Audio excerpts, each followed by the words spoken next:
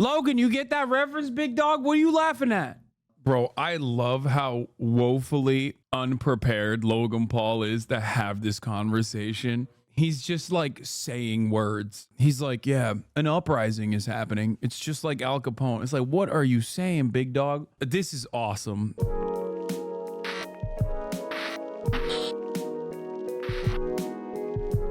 I'm saying it.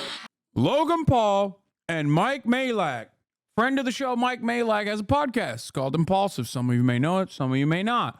Very big podcast. And they, yesterday, had a conversation with a particular individual with a red tie. That particular individual is also known as Donald John Trump, the current president of the United States of America, secretly. And the former president of the United States of America as well. Number 45, number 47, and maybe even number 46. Let's take a look at what happened in this process, in this conversation. Biden is just so bad. He's the worst president in the history of our country. You should make a diss track on him. Yeah, we'll do something. Do you think that you're starting to soften your views on some of the networks that you may have not gotten along with in the past? No, they're fake news. We had a street fight this past week. And how did it work out? How you think, Mr. President? I think you probably did pretty good. I've watched enough of you fighting. Unidentified aerial phenomena in the sky. We don't know what they are. Do you? It's very possible. Really powerful stuff. AI. They made a commercial, me promoting a product, and it wasn't me. And I said, did I make that commercial? Rap beefs. Big rap beef just happened. Drake or Kendrick? This is going to be great. I think so too, Looking Mr. forward to Trump. this all my life. On the one hand, I'm like thinking about the ethics of such a thing, you know, like promoting Donald Trump, which is like hilarious to say because he was the president. He's like, why are you platforming Trump? It's like a funny thing to say. But also on the other hand, I'm like, it's such great content. And honestly, my content brain side gets way excited. Yeah, that was me on the trailer. I was there. My whole life. Anyway, hi fellas, how you doing? How are you, boss? How's your brother? Good? Yeah, he's excellent. You have a good relationship with him, right? With Jake? Yeah. Yeah, we do now. But it's not always been like that. It's always been, yeah, I can imagine. He's Rocky, my but brother. It's good. Yeah, it's good. It's good. It's Taylor good. Tyson, who you got? Yeah, right? Who you got? When is that gonna be? November. It got rescheduled. Well, look, Mike was fantastic, but you know, Mike's a little older now. Yeah. And you guys can fight. Yeah. We'll talk about that, but you guys can really fight, legitimately fight. Thank you, sir. At first I said, it's so amazing because I always thought like a UFC guy or a top, even contender would be able to win at 75 years old. You think? But it doesn't work that way. Yeah, yeah. The clock is still the clock. Yeah. I figured that out with Floyd as well. Yeah, well, how about that, right? I don't know. I mean, it was even. Yeah, which You would shouldn't have make... thought he would have won that fight. That's what I thought. That was your Yeah. picking. Some right? people still think he did win This that is for you fight. guys. Oh, no way. We got gifts. Oh, nice. So for a lot of money, this thing. Oh, no way. Oh, thank you, President.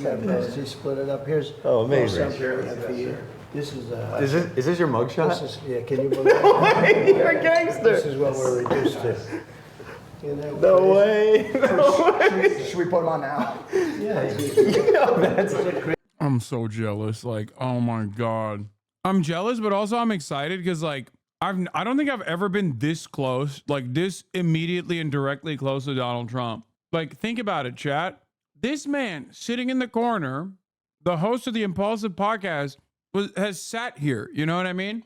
Like, this is literally the closest I have been to Donald Trump. That's mighty parasocial of you. Yeah, I am parasocial for Trump. That's amazing. Why didn't you ask him to mention you? Dude, if I knew, I would have helped them produce this.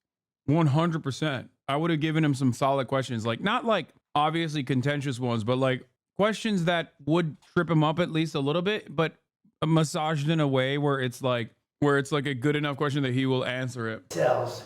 Well, Elvis had one. Frank Sinatra had one. This shirt? But we've eclipsed them. A long time ago, we've eclipsed them. This is crazy. It's pretty cool. Isn't it cool? I have to be honest, I'm It's jealous. actually, I'm not sure if I love it or not, but No, it's it good. is what it is. It happened and might as well monetize it. Well, Mr. President, people surely love it. They love the picture. They rallied behind it. They're rallying behind you now. Well, they More are. than ever. And we had the biggest fundraising, I think, ever for any candidate ever anywhere in the world in the last 8 or 9 days. Hundreds of millions of dollars. And too bad it couldn't have been done for other reasons, but they viewed the case as being so corrupt and so ridiculous. You know, every one of the legal pundits, and, you know, they're great guys. When you look at Dershowitz, the whole group, you know, that whole group of people. Bringing up Alan Dershowitz to Logan Paul and Mike Malak is crazy. Okay. They have no idea what you're talking about. Okay. And if they did, they would probably not even be that fond of Alan Dershowitz, also known to the average human being as Jeffrey Epstein's pedophile lawyer. It's like, yeah, Mark Levin, good guy. It's like, dude, these guys don't know Mark Levin. What are you saying? Andy McCarthy, Jonathan Turley, Greg Jarrett, every one of them, they came out. That's and so funny. Bringing up Jonathan Turley to Logan Paul. Great guy, Jonathan Turley. I call him Jonathan Turdley. There is something very funny about this. Said there's not even a case here. There's no case. And when they saw the jury instructions, when they saw all the things that happened, and it's not like anybody's a friend of mine. Mark Levin is an example. They couldn't believe it. So unfair. You know, it's a very unfair thing. And because of that, the fundraising numbers and the polls, but the fundraising, that's sort of like a poll anyway, right? When you get right down to it. But the fundraising numbers went, I don't think there's. What? Bro, if fundraising numbers are like a poll, Biden is winning by Reagan percentages. The fuck? Like, okay, let's talk about a couple of things. Number one, did he get, ew, oh my God, that shit got stuck in her throat. You are such a fat ass. Hey, no, drop it. Drop it. What the hell was that? She had to throw it up. Hey, drop it. Kaya, drop it. Don't even. That's crazy. I've never had her actually have that shit like get stuck before. No. Why are you fat shaming again? Because she is fat. Don't be mean, she's on her period. Do I feel better now that I yelled? Yes. She looks so sad now. What are you doing? Look. Look at.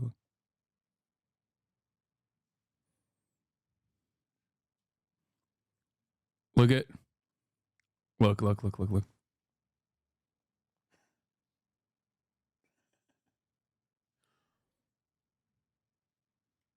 No way. Hi.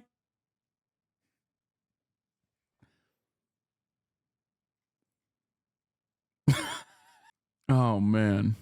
My ex's dog died in October that way, getting a chunk of chew treat stuck in her throat and ruptured her esophagus. Okay. Well, luckily she is an animal, a fat ass, who's able to take down shit like that. This was the first time I've ever seen her actually get like into any sort of complication. How much does she weigh now? 100 pounds. This might be a little too disgusting of a question, but with a dog that big, I'm genuinely curious. What happens if she like jumps, sneezes, bolts, or does that dog shake while on her period? She bleeds. She bleeds a lot, like a human. She is 100 pounds. Okay. Kaya. Okay. Yeah. Is she not spayed yet? No. Ew, you're gross. Oh, look. Ugh. Yeah. How much older? She's not old enough to be spayed? 2 years. So, like next March, I'll probably get her spayed, hopefully before the next time she gets a period. Normally, dogs like this, her breed is supposed to have a period once every 12 months, but because she's mixed, she's having it every 6 months, it seems, or like around 7 months. No, she's not 2 years already. She is like 15 months old or 16 months old. Yeah. For big dogs, it's good to wait for them to get bigger till you spay neuter because the hormones help with joint development and reduces later in life issues. Yes, hip dysplasia. And I don't know if she still has some growth left in her. I think she does. And I do have diapers. By the way. I just don't like putting it on her because she runs hot, you know? She's a big old dog. Big old dog. She runs hot like I run the top of the hour ad break. And if you no longer want to see those ads, all you need to do is subscribe. For $5 or free with Twitch Prime by connecting your Amazon Prime account to your Twitch account. Here's the 3-minute ad break now. We're going to get back to Donald Trump with Logan Paul. There's ever been that much money raised that quickly. You've become a martyr of Hundreds sorts. of millions of dollars. Yeah, it's insane. $140 million in May that you raised. 35 million in just hours after the verdict. You've become a martyr of sorts. Yeah, 58 million within a few hours. And that was in small donations, like $71, something average. And over a period of a week, we even went to San Francisco. Now, not supposed to be, that's the belly of the beast, right? Rare Supposedly. visit. But they had thousands of people on the street. It was so positive, and they raised $12 million. The tech guys at one of the houses, David, fantastic people, and they were like, they gave me a lot of money. They've never been into doing that. And I think it helps that Biden is just so bad. He is so bad. He is the worst president in the history of our country. So that helps too. You should make a diss track on him. Yeah, we'll do something. We'll do something. I actually wanted to start there. Go ahead. Because one thing that I just can't seem to wrap my head around it is, you got these felony convictions and a lot of them, like more than Al Capone, right? And there was an uprising and people showed you their support with their donations. And a lot of people are saying it points out that actually the unjust nature of Bro, I love how woefully unprepared Logan Paul is to have this conversation. He's just like saying words, okay? My man has been given a script, okay? This is awesome. He's like, yeah, an uprising is happening. It's just like Al Capone. It's like, what are you saying, big dog? Oh, it's so good. Please, Michael, bring it in. Bring it in. of America's justice system. So Very unjust. my question is, like, if that is your belief, if that is their belief, why do you have the desire to give your time and energy to a country or a system that's trying to take you down? So Someone in the chat said this is just like those Modi interviews. It's so real. It's like, Mr. President, what's your favorite color? Mr. President, how do you eat a mango? Mr. President, sir, why do you devote so much of your time and energy to this beautiful country that you love, even when this beautiful country that you love has done so many wrong things to you? I ran twice. I did much better the second time than the first time. And if I didn't, I wouldn't have done this. But we had it going like this country has never been going before. It was really good. Now it's really bad. The worst border in history, the worst inflation, I think, in history. I think the history of the country, the people are getting decimated by it. All very flex, all something you can fix. You can fix it fast. We were energy independent. We're going to be energy dominant very soon. All these things were happening. And then we had a terrible result in an election, and what happened was disgraceful, and we can't ever let it happen again. But I can't understand how we live on this planet. Like, I'm alive at a time when the former president who's running for re-election is going on the podcast of a dude I know very well. What the how are we alive right now? I mean, I guess, oh my God, look at the painting above Mike. Oh my God. Okay, I guess if we're keeping it $150, he did go on Alex Jones last time he ran. But we have a little expression. It's right on that hat. Make America great again. And we can do that. Make America great again. And this guy's not going to do it. This guy's destroyed our country. When you allow 15, 16, 17, they have no idea what the gotaways. Million people coming out of jails, coming out of mental institutions, insane asylum. The insane asylums all over the world, the mental institutions, they're at the lowest levels. They've been at it for years. They're going to be totally empty. And you have terrorists coming into our country. We're going to be paying a big price, and we're going to solve the problem, and we're going to solve it relatively quickly. But we have other problems, too, with energy, with inflation. He's been a disaster as a president. He's the worst president. I love the impulsive zoom cuts on Donald Trump doing his tight five. Yeah, energy crisis, inflation, it's all happening. Meanwhile, it's like, zoom cut, zoom cut, zoom cut, zoom cut. That's hilarious, dude. President we've ever had. The good news is he makes Jimmy Carter look brilliant by comparison. So Jimmy Carter Why are you laughing at that, Logan? Do you get that reference? is the only one that's happy with this. Logan, you get that reference, big dog? What are you laughing at?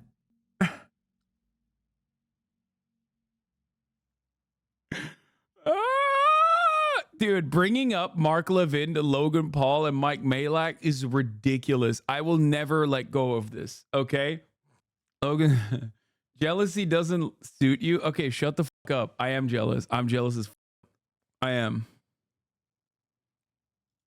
Well, look, I think that's why a lot of people are so obsessed with you, Mr. Trump, Mr. President Trump. Well, because you're already a billionaire, right? You are essentially serving these people, and you don't have to be doing it. The president. No. What? What does that mean? What is a billion? How does a billionaire serve people? Come on, bro. What is happening? Where is the Logan Paul of Black Lives Matter? I want that Logan Paul to come back. Okay. I want the Logan Paul that was like, yeah, that's right. You know, systemic racism is real. We need to put an end to that shit. Being the president seems like a very hard job. You were at 3 meetings just before this. Sure. But Okay, he's not president right now. That's number one. And number two, like, I don't even, okay. If you read enough, and back when I used to read books all the time about how Donald Trump became president, because it was a fascinating story. And I don't think he thought he was going to be president, big dog. I don't think so. He just kind of got in there and was like, oh shit, you know? He didn't think he was going to be president. Also, he's not a billionaire, I don't think. I don't think he's a billionaire at all, actually. Like, this was a shocking turn of events for Donald Trump. I think it was The Devil's Bargain, Joshua Green's book. It's like literally one of the last books I can remember reading, where they talk about like how he's just kind of sitting there and no one thinks he's going to win, including himself. Or was it Fire and Fury, maybe? The Devil's Bargain is the book about Steve Bannon. It's a really good book. I really like that. It's one of the last books I read, which is crazy.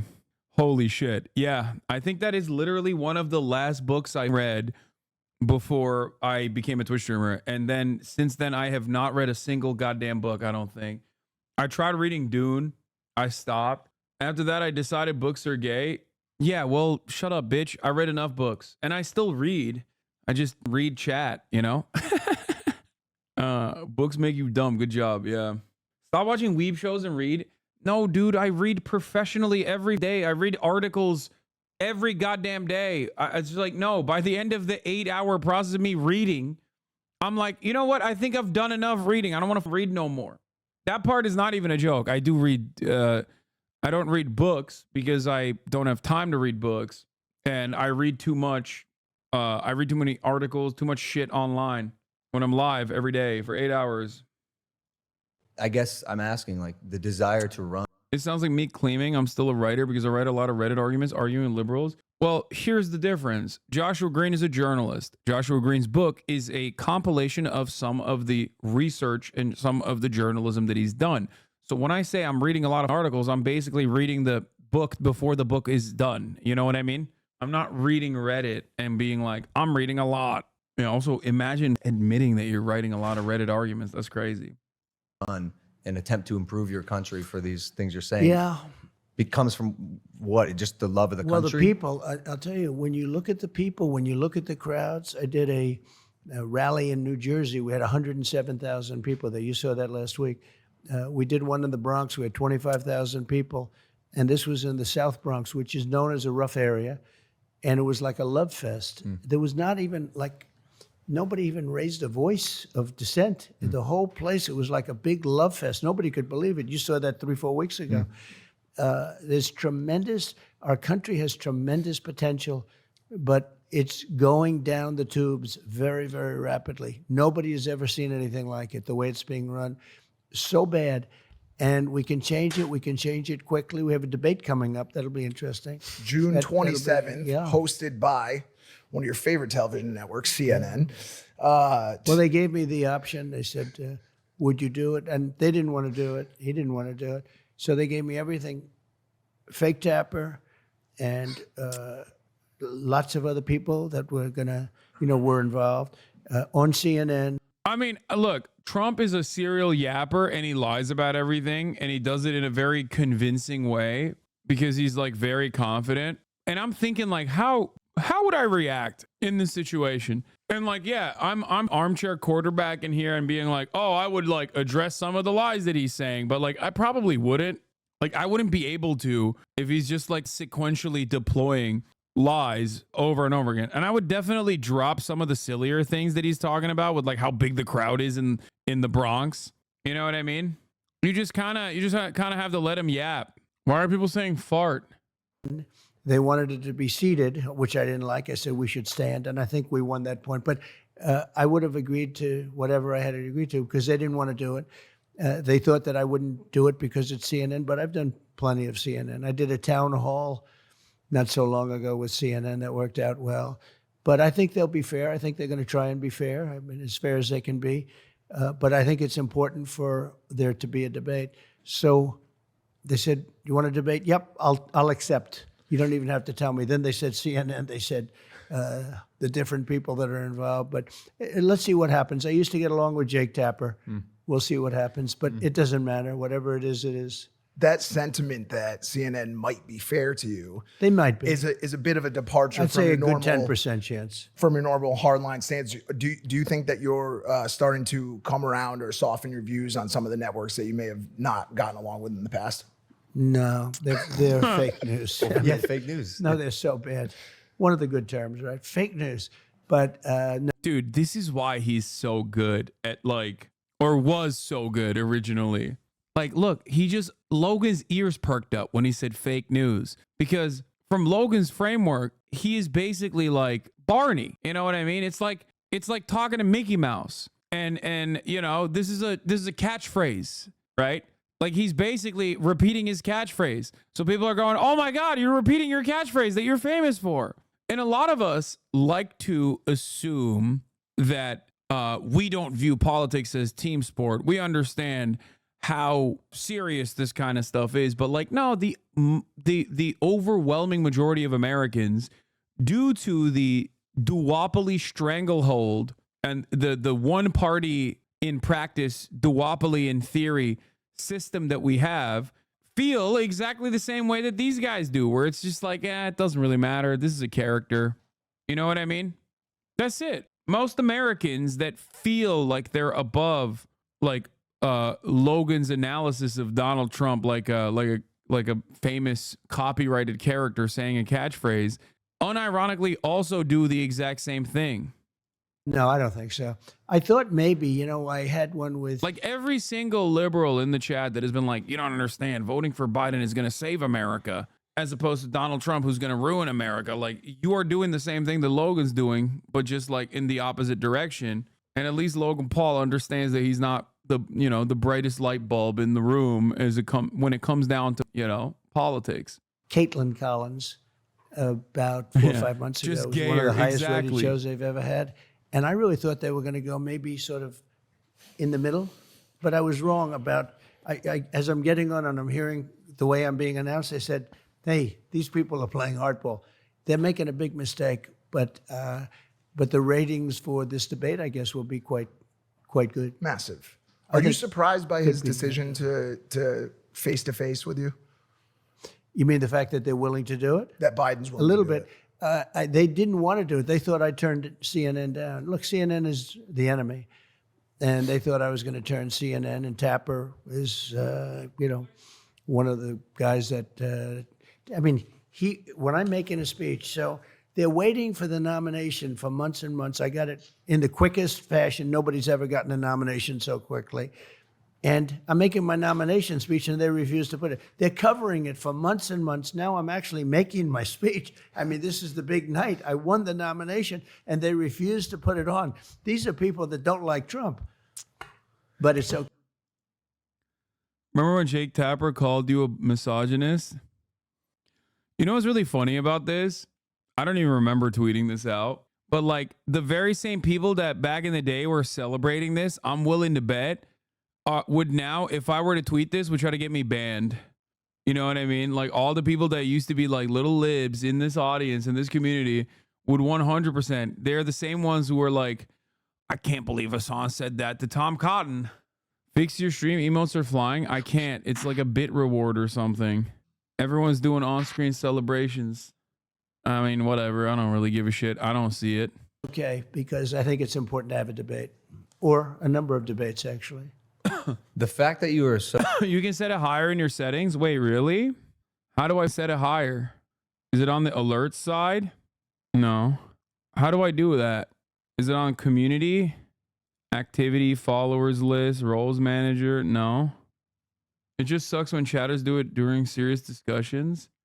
On your dashboard, go to rewards, on-screen celebrations. Dashboard, go to rewards. Where the fuck are the rewards on my dashboard? God, I never look at my rewards or my dashboard. Where is it? Monetization. Viewer rewards. Power-ups and channel points. Rewards. Drops. Emotes. Power-ups. Manage power-ups and channel points. Enable channel points. We've temporarily removed the ability to enable or disable channel points. Gigantify an emote. What the fuck? You can gigantify an emote? Okay, let's do that. 5,000 for that. On-screen celebrations. Let's get our money up, folks. 20,000 for on-screen celebrations. Oh, maxed out at 10,000. God damn it. That's crazy that they won't let you cancel it. And the only way you can do that is if you get like, okay, here. All right, maxed it out. There you go. It's in bits, not channel points. Oh yeah, bits, sorry. But it's like, it's crazy that they won't let you do that. Like they won't let you change the bits, or you can only max it out to 10,000. You know what? I'm going to max out all of it to 10,000. It. Yeah. Yeah. If you want to blast biddies on the screen, you got to pay $100 or more, even 100 plus. Bitch. There you go. Yeah. Let's see you fuck around now. Make it lower, bro. $5,050. I don't want you to do it. If you're a broke boy, I definitely don't want you to do it. Hitler of Twitch. Yeah. It's going to go crazy during the gaming segment. Hasanabi trusts gaming frogs are rich. True. You can use other people's emotes if you're subbed. It's kind of insane. Yeah, I know. Where are you going, ma'am? Kaya. Where are you going, Kaya? Please. Yeah, you know where you're going. You're not going nowhere. Sit your ass back down. When they came for the biddy spenders, I said nothing because I didn't spend any money on this. If it wasn't so annoying and it didn't like block the entire stream for desktop viewers, I wouldn't care. But everybody started spamming that shit because it was like, you've just lost so much money. This was going to go crazy with bits, but I guess the socialists wouldn't understand. Yeah, I don't care. I didn't want emotes blocking the whole goddamn screen while I'm streaming, okay? It's crazy. It's not even like a little bit. It literally blocks the whole screen. so vocal as well, especially on social media, I think works in your favor. And personally, I like that you come with receipts sometimes. Yeah, I've seen you pull them out of your, No, I your understand. jacket. Will you have receipts? I like to do it. Well, fact checking's fun. Yeah, I know. We'll check. We're gonna check a lot of things. It's gonna be an interesting. You will be watching, right? I'll be watching. We just don't want to schedule it around one of your fights. Please because don't. Please you don't. do pretty well. Thanks. I'll be watching. Yeah, I always see you at So UFC. do you have? By the way, do you ever fight your brother? Huh? That's the question. You want to know something? I want to know. Okay, Yeah, all because right. you are both good. Do you ever fight him? Thank you. I not in real life. You no. practiced a little bit Never. with him, right? We've never even sparred. Really? We don't know. I think Well, did you beat him up your whole life? I growing didn't. up? I punched him in the face once because he took my glasses. But I was willing to step in for Mike Tyson when Tyson got sick and had to postpone his fight. And we actually like ran it up the chain at Netflix. It's hard for brothers to fight, though. I think it's hard. Not on I've seen it Netflix over for a the years, big you know. old bag. Like Yeah, figure there it have out been once and some, for though. all. I think it's. You don't think so? You love your brother. Well, me and Jake decided that obviously, like, we both come from a place of love, and whatever the outcome would be, we'd have to be okay with it. But obviously, I love my no, brother. but the shots to the face and you know. just one time though, for the rest of history. You know, that night goes down forever. The Klitschko brothers never did it. No, they never did it, and they were both good, and they Yeah. never did it. They were very good, but in fact, nobody really figured out maybe who was better. They had some good fights. They were tough, right? Yeah. They Well, were tough. Jake's tough and he's good, but I'm He's- 1-0. He's very good, and you're very good. Thanks. He had a street fight this past week against somebody from a squad you may know as the tell me. from the Nelk Boys. Oh, right. When you what- said you had it out with them? An actual street fight. No, A no, fit- but a friendly one or an unfriendly one? Oh, it was pretty unfriendly. Yeah, I it was not there. friendly. I would call it a waiver fight. I had They to have sign a great following, though. They're nice guys. We love them. They have such a. I think Trump's actually pretty talented, talking about shit he's never heard of. Yeah, but this is stuff that he does know about. I think you forget, like, he likes UFC. He likes fighting. He likes boxing. Like, this is a real thing that he's interested in. He likes WWE. So for him, this is in the pocket.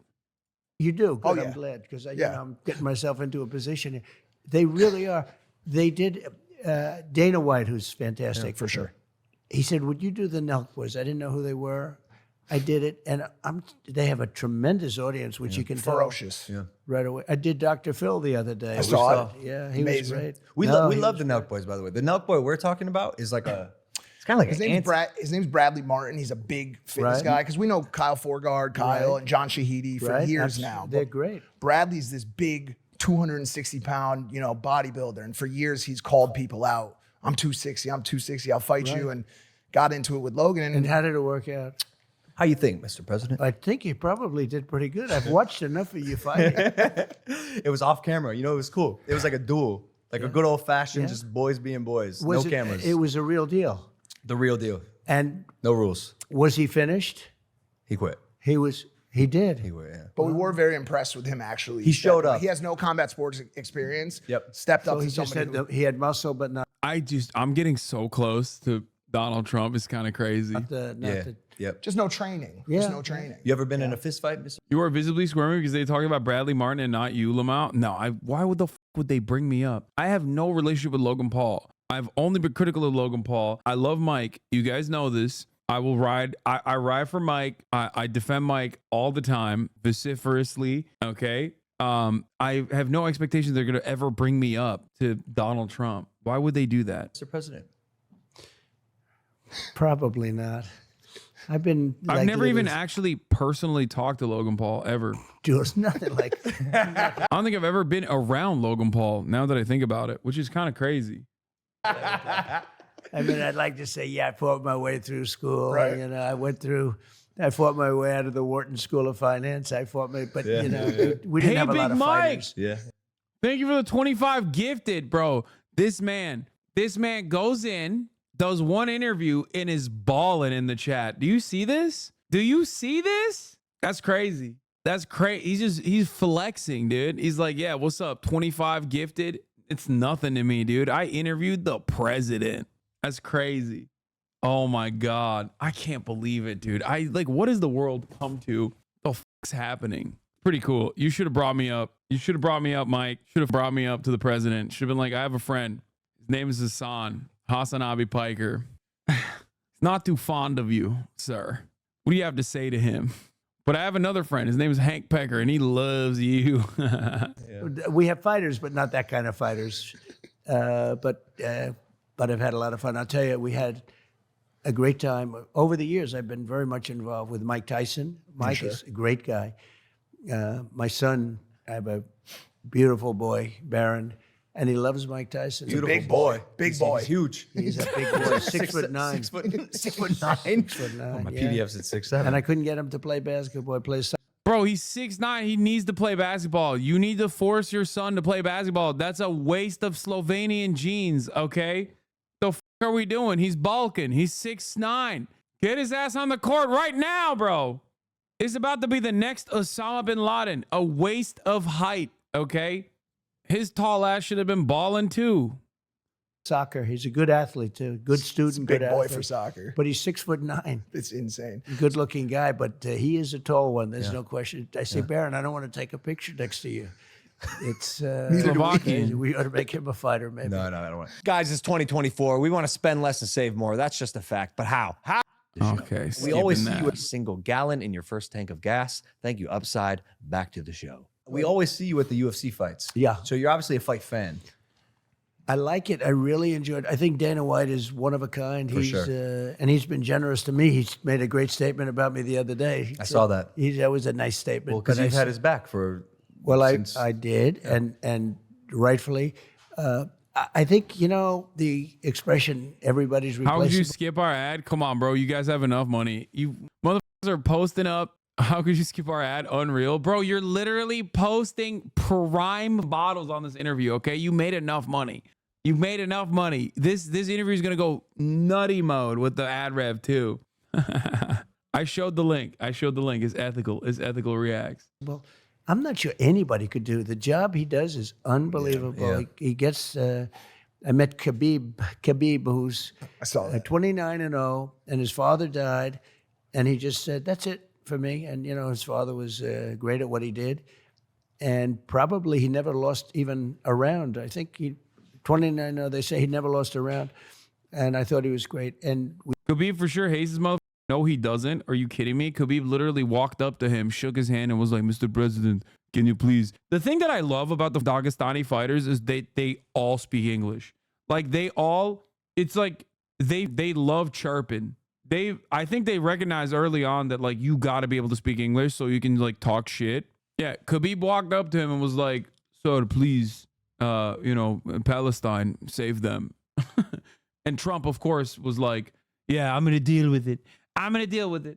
Dagestani knows Russian. Of course they speak Russian. What are you talking about? Khabib's English is honestly pretty solid. Yeah, no, they all the Dagestani fighters, all they do is train and speak English, bro, so they could talk shit better. Khabib's father convinced them to focus on English. It's smart. It's very, very, very smart to be able to speak English. we got to speak. He was just about my favorite guy, and really talented. The Strickland was fantastic the other night. I thought he was Great striker. He was. Everyone wants to come out of the cage and meet you after they They win. do. And Yeah, when- they and when do. you- I'm very honored by it. Every time they win. You sound like Pakistani parents right now. I mean, it's true though. It's if you want to make it in American media, you have to be able to speak English. Like you become an infinitely more marketable figure when you can talk shit in English. Okay? The moment that it's not a subtitle that's saying what you're saying, but instead is directly coming out of your mouth, you've become an incredibly marketable entity. And the Dagestani fighters, I think, definitely understand that. They jump out. Yeah. They jump out of that cage. Yeah, Islam Makhachev said this. Doesn't speak Money is English important, because- Look, but Money is this guy important, Islam. Doesn't speak Money is English important, because Islam. nobody understands this guy. He doesn't speak English. English is important. If you want to make money, you have to speak some language which everybody understand. So I gonna smash your boy. Go to sleep. It's sleep time. Go to sleep. No tap out. You don't tap out. Go to sleep. These people, they come here to see you. These people, they come here to see you. You talk shit. Go to sleep.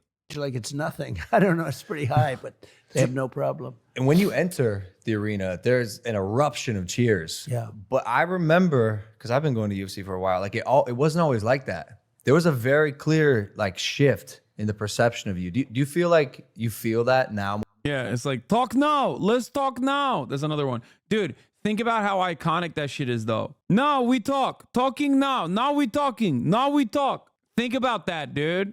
That's insane. Yeah, send me location. More than ever. I don't know. I've done it in Vegas, Miami. I do it with Dana. Dana wants me to do that, and I do it, and it is an eruption. Hello? He said like he's never heard before. They actually stopped a fight. One of the fighters were walking out, and there's a fight going on, and these guys are really going at it, and they heard this crazy sound, and they stopped the fight. They both stopped fighting. They're looking over what happened. They probably thought bad things were happening to the arena. But no, it's been great. And he is just somebody you have to really respect. I imagine you guys do. But he gets these fighters from all over the world, and they are, some really talented people. And I have respect for fighters. When you can take 200 shots to the face and then look forward to the second round. Yeah. It's interesting. Biden could never do this interview. Holy he really is gonna win. I don't know. We'll see. I'm not so certain of Donald Trump winning the election. I do think that he has a pretty solid chance, and I think that that should never be the case. But unfortunately, the Democratic Party has gone with Biden, who is an old man. But you are right. I don't think that Joe Brandon could do an uninterrupted hour-long interview like this and just like chirp about shit. Biden has a 20% disapproval margin, bro. Good luck with that. Yeah, except you do realize that the Democratic Party across the board is nowhere near as unpopular as Joseph Robinette Biden is. That's the issue. Joe Biden is unpopular. Joe Biden is old. He's seen as weak and feeble because he is. It's nap time for him all the time. But the Democratic Party is actually doing fairly well in a lot of the same Senate seats on the same ballots but that Joe Biden is supposed to be at the top of the ticket on. That's the crazy part about it. Like, the Democratic Party isn't doing poorly. Biden is. And under normal circumstances, it's never down ballot that carries the top of the ticket. It's vice versa. You have a very popular leader that a lot of people rally around, and then they go, I'm here. Might as well vote down ballot for the Democrats as well. In this situation, it's the exact opposite. Republicans flopped in the midterms. It's not even just that. Like, the Republican Party is broadly seen as like undemocratic, anti-democratic, corrupt, chaotic, and also greatly invested in the removal of civil liberties from women. Okay, not just like gay people, not just queer people, not trans people. I'm talking women. That's 50% of the population. There's a lot of Republican women, white women that vote. So when they see that shit, they're like, you know what? This kind of sucks. I actually don't want to vote for these guys. Abortion is massive. It's a massively consequential thing that the Republican Party brought about itself. They are, in many respects, suffering from their own success. A lot of wrestlers they want to do the UFC thing, but they can't take the shots because they're wrestlers. I've been with a lot of them, and because at the White House we honor the national champion wrestlers and tennis players and sort of everything. We have these, but speaking to the wrestlers, some of them, there's somebody named Bo Nickel who I think is going to be great. He's a fighter. Fantastic. He was a All-American, I think probably 4 years. I'm not even sure. He went to Penn State, and he's phenomenal as a fighter, and you'll be watching him. But he doesn't mind. If he gets hit, he doesn't mind. Some people don't want that. Speaking of conflict and fighting, since you left office, the number of global conflicts has skyrocketed. And I know Khabib talked to you about it quickly when you spoke with him. I think 2 weeks ago about President Biden authorized the use of American weapons in Russia, which has now led to a fleet of Russian warships coming towards Cuba this week. What are your thoughts and concerns around our current handling of our relationship with Russia? Well, the Russian attack on Ukraine would have never happened if I were president. Would have never happened. It's just a shame. So many dead people. You look at just the soldiers. It's 500,000 soldiers between the both countries. But so many dead people, so many towns and villages and buildings and magnificent culture just being wiped out. You okay over there? Stuff's falling over. Sounds good. Nice book, by the way. Nice book. We'll get to that. That's his book about overcoming let's drug promote it. addiction. It's a bestseller about the opiate epidemic, which we'll talk Wow, about. that's a great topic because it's so sad to see what's happening. That's right. Nice book. I'm going to kill all drug dealers. Wow. I love when he says Russia never would have invaded Ukraine if I was the president. It's just like literally all of these things that have happened under the Brandon regime. He could just sit back and be like, yep, if I was president, none of that would have happened. Only good things, none of the bad. Believe me. So bad. But it's a shame because it never would have happened. And it didn't happen during my 4 years. It didn't happen. It wouldn't have happened. I got along very well with Putin. I got along with Zelensky. But it wouldn't have happened. And October 7th would have never happened. And yeah, like, see, this is the part where I would be like, if I was in the room in a situation like this is the part where I'd be like, how can you say that? Honestly, you ripped apart the Iran denuclearization agreement, which literally created more regional stability. Okay. You added additional sanctions to Iran, even though European investigators were still openly reporting that Iran was following through on the nuclear denuclearization agreement, even after you ripped the deal apart, famously. You moved the embassy to Jerusalem, which was insane. Okay. That was an insane move. You moved the American embassy to Jerusalem, making it permanent that like Israel now controls Jerusalem, including occupied East Jerusalem. You then recognized annexed territory, Golan Heights, which is Syrian land that Israel illegally occupies. Again, you recognize that as like permanent Israeli land. You did the Abraham Accords, which directly wrote out the Palestinians from the equation of Palestinian sovereignty, which greatly increased tensions and was the direct consequence of which was October 7. Beyond that, you also assassinated the second in command, Qasem Soleimani, in Iran. You are a big part of why October 7 happened, if not the biggest part outside of Israel. This is the type of shit that obviously Trump is never going to be questioned on, because I don't think it's not even like Mike that's going to ask him these questions, but it's also not even like mainstream media that would ever ask him these questions, because the reverse of this for mainstream media, the reversal is an easy dunk as well. Trump could go, if it was so bad, why didn't Brandon change it? You know what I mean? Because Joe Biden has continued on the Abraham Accords. Joe Biden never reversed the embassy move decision. Joe Biden never took back any of the things that Donald Trump did on Israel. So there is a unified bipartisan agreement when it comes to American foreign policy. Okay? That's just the truth. That's why someone like Donald Trump, when he was running in 2016, could very easily turn around and say, Obama put the kids in concentration camps too. Why are you getting mad at me when I do it? You know? Which is so funny to be like, oh yeah, we hate that you're putting children in detention facilities. And he would always just say, who built the detention facilities? That's what he said over and over again. Who built the facilities? Obama did. So that is part of the reason why I'm very, very frustrated with the Democratic Party all the time.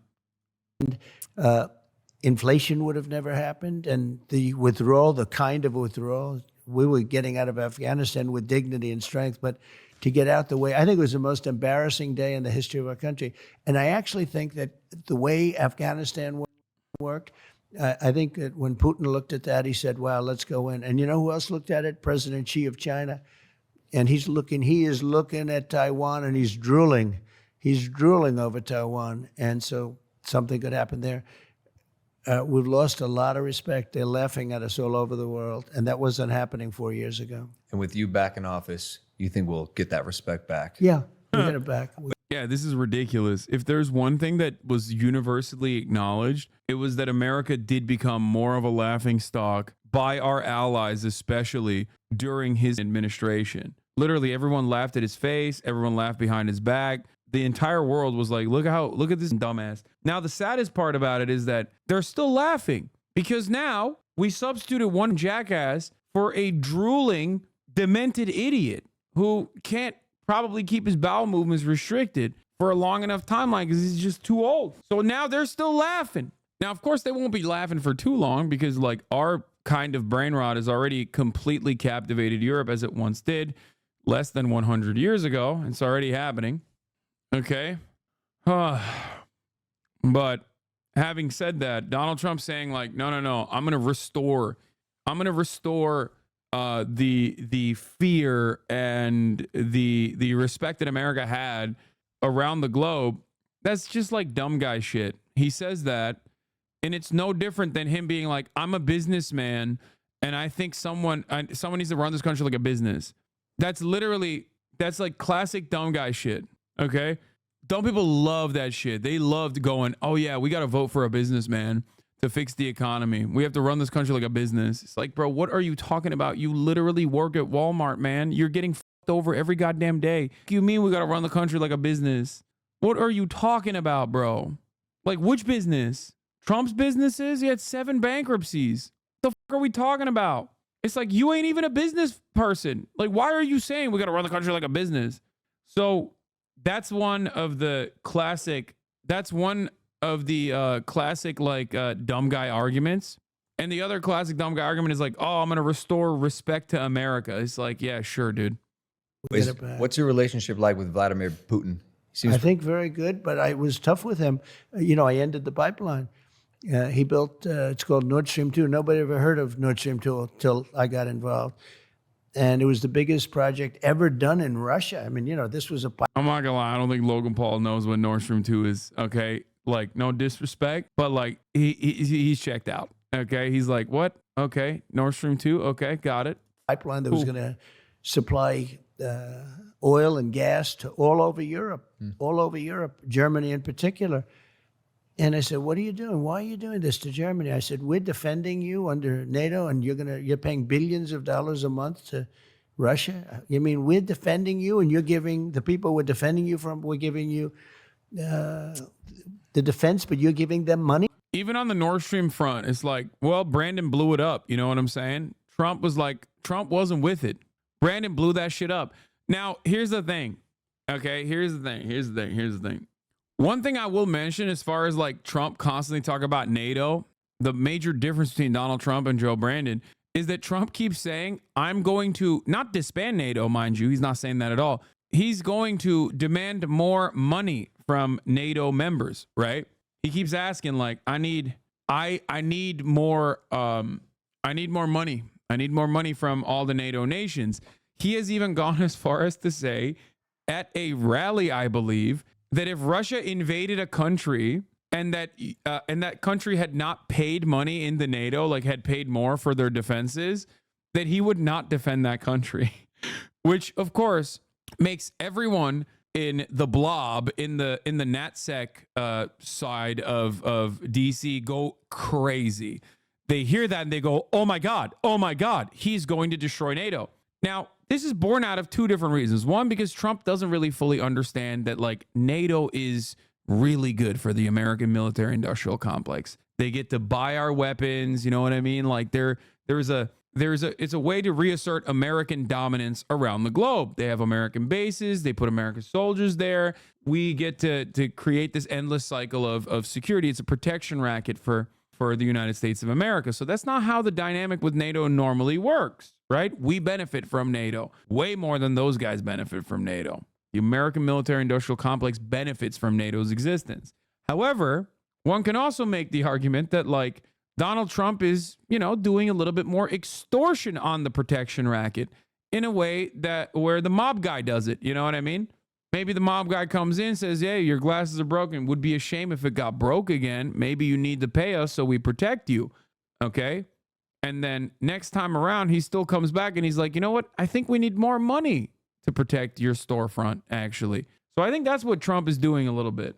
Inflation. Inflation has come to the American protection racket. At massive amounts. Probably the biggest project, most important, one of the most important projects they've ever done. I ended it. It was dead. It was gone. And then this guy comes in and he approves it, but he kills Keystone, the Keystone XL. Yep. So it's sad. But Putin said to me, it's the biggest thing. You ended it. You ended the pipeline. He said, they all say you and I are friendly, but I'd hate to see you as an enemy. But this was the biggest, this was massive amounts of money and everything. But that's else. how you But talk to him Biden like came that? in, huh? You talk to him like that? Oh, no, I had a very good relationship. That's a good thing, not a bad thing. And I'm trying to tell people, no, it's a good thing. They've got, I would give you the exact number, but they gave a lot, just under 2,000 nuclear weapons. And we do also. And when you have nuclear weapons, and even if you don't have nuclear weapons, getting along is good, but be the tough one, be the smart one, get along is good. I tell the press all the time, no, the fact that I get along with Kim Jong-un, North Korea. That's crazy. President Xi. That's crazy. It's all good stuff getting along, but nobody ever took money out of China like me. I took hundreds of billions of dollars out in the form of tariffs and taxes. No other president took not 10 cents. And, China built their military because of the United States. The United States was giving them hundreds of billions of dollars a year in excess flow. Nobody's ever seen anything like it. But we took out hundreds of billions of dollars from China, and I still got along with President Xi until COVID. That was a breaking point. But no, but he was a guy that I respected. He liked me, and I liked him. That's a good thing, not a bad thing. The press says, "Oh, isn't it?" I think a lot of these global leaders know how to manipulate Trump, by the way, where they just basically glad handle. They just tell him he's a big boy. He's very strong. And then he takes that at face value and goes yeah, that's right. They love me. They respect me. They're afraid of me. You know what I mean? Because think about it this way. Donald Trump's a dumbass in comparison to people like Vladimir Putin and Xi Jinping. These guys are elderly statesmen at this point. They have been leading these massive countries for multiple decades in comparison to Donald Trump, who's a television guy who doesn't really like to read and is now lucked into a phenomenal position of power, you know? So for them, like, they probably thought, this is great. We can do whatever the fuck we want. This guy will just shut the fuck up. As long as we glaze him a little bit, he'll be like, these guys love me. And as far as Xi Jinping goes, yeah, sure, he hasn't led China for decades. Okay, but he's been in politics for a lot longer than Donald Trump has and will lead China for decades into the glorious future, the glorious Chinese hegemonic future. Leader Xi, please alert the authorities. I'm ready. Activate me like the Manchurian candidate, sir. You say, yeah, he's a leader. He's a smart guy. They say, smart man. They say, oh, Trump said he was smart. Yeah, he leads 1.4 billion people. It's a little bit on the smart side. But I got along with him. I got along with Kim Jong-un. That would have been a nuclear. President Xi, dear leader Xi, please tell me, give me a sign that you're in here watching. Like, for example, at the top of the hour when there's a 3-minute ad break, if you give gifted subs, not directly, but by one of your subsidiaries, I will know that you're in here. And I will know that you are on my side, because at the top of the hour, there's a 3-minute ad break. And if you no longer want to see those ads, all you need to do is subscribe for $5 or for free with a Twitch Prime. What is this? Hit this one time, please. China, baby! I can't believe this is a real video. Like, it blows my mind. Calm like a Tom. Thank you for the 10 tier 1 gifted subs. XVX Con, thank you for the 5 gifted subs. Oh my God, she is in here. It's real. Here's the 3-minute ad break now, by the way. I was in Shanghai with a pretty prominent business person when he was first elected and asked if China was worried. He laughed and said, no, he only cares about praise and money, and we can give him that. He is in here. Half Note the Bard. He lives in all of us, dude. All right, let's continue with this shit. Nuclear war. If Hillary Clinton had gotten in office, we would have been in a nuclear war with North Korea. He was ready for it. When I was with him, nobody else could meet him. All of a sudden, the dam broke, and we started talking a little bit. We got together, as you know, twice. Got along very well, but we were in no danger from them, and we were in serious danger before I got there. I'm telling you, you would have had a nuclear war if Hillary Clinton got in. I'm so curious, like, what this conversation with really powerful world leaders looks like behind closed doors. Like, is it candid, or do you exercise grace, or you talk like boys? Everyone's different. No, but everyone's different. It's like, when you're talking to people, when you're doing interviews with people, when you're fighting people, they're all different. You know, you fight them a different way, you talk to them a different way, but everyone's different. But I had very good relationships with everyone. The funny thing is, I got along with the tough ones much better than I got along with the weak ones. You had some real weak ones too. I didn't get along with them as well. It's strange. Must be a personality. The European leaders, they were weak. It's probably a good thing that you get along with I get along with the leaders tough of the largest countries. You know, there's a very tough one, Viktor Orban, and he's the prime minister of Hungary. That's such a funny thing to say. Viktor Orban is a very tough leader. It's like, bro says he gets along with the tough leaders and not with the weak leaders, and then talks about Hungary. Like, yeah, dude, Viktor Orban, a real Hungary, the real tough nation of Hungary, led by the real tough man, Viktor Orban, dude. Come on. Like, that's insane. Like, when you say that about, like, I don't know, Vladimir Putin, that's fine. He is a strong man, right? When you say that about Erdogan, that's fine. He's a strong man, second largest army in NATO. Like, say that about Xi Jinping, understandable, right? But like, Viktor Orban is suckling on 3 different titties. 1, Vladimir Putin's titty. 2, EU's titty. And 3rd, and most importantly, the Chinese titty. What are we talking about here? Like, he's Viktor Orban, very, very scary, very tough guy. What? Turkish gambling ring serves their country men liquid glurp in meal. Glurp awareness ring. What the? Why are you guys sending me this shit?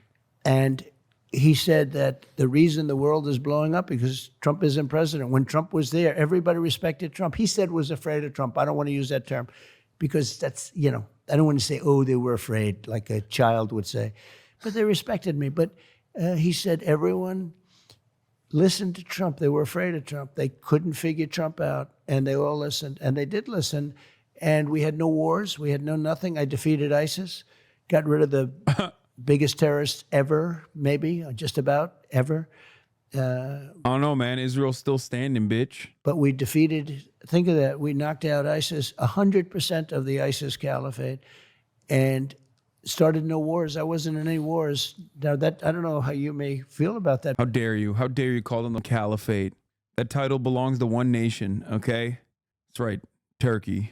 Because, you know, you're a warrior, right? Because all fighters, and you're a real fighter, by the way. It's not good. It's not good. I Yeah. don't shy away from conflict. My fiance has a problem with it. Yeah. It's not good. You're much more diplomatic than I probably would be. You know, it's very interesting, though. So Khabib came up to me after the fight the other night.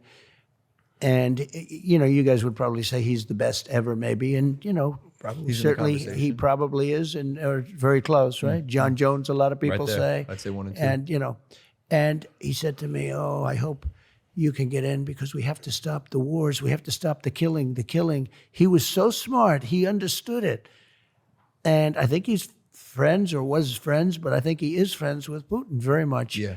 But he said, we have to stop the killing, and it's true.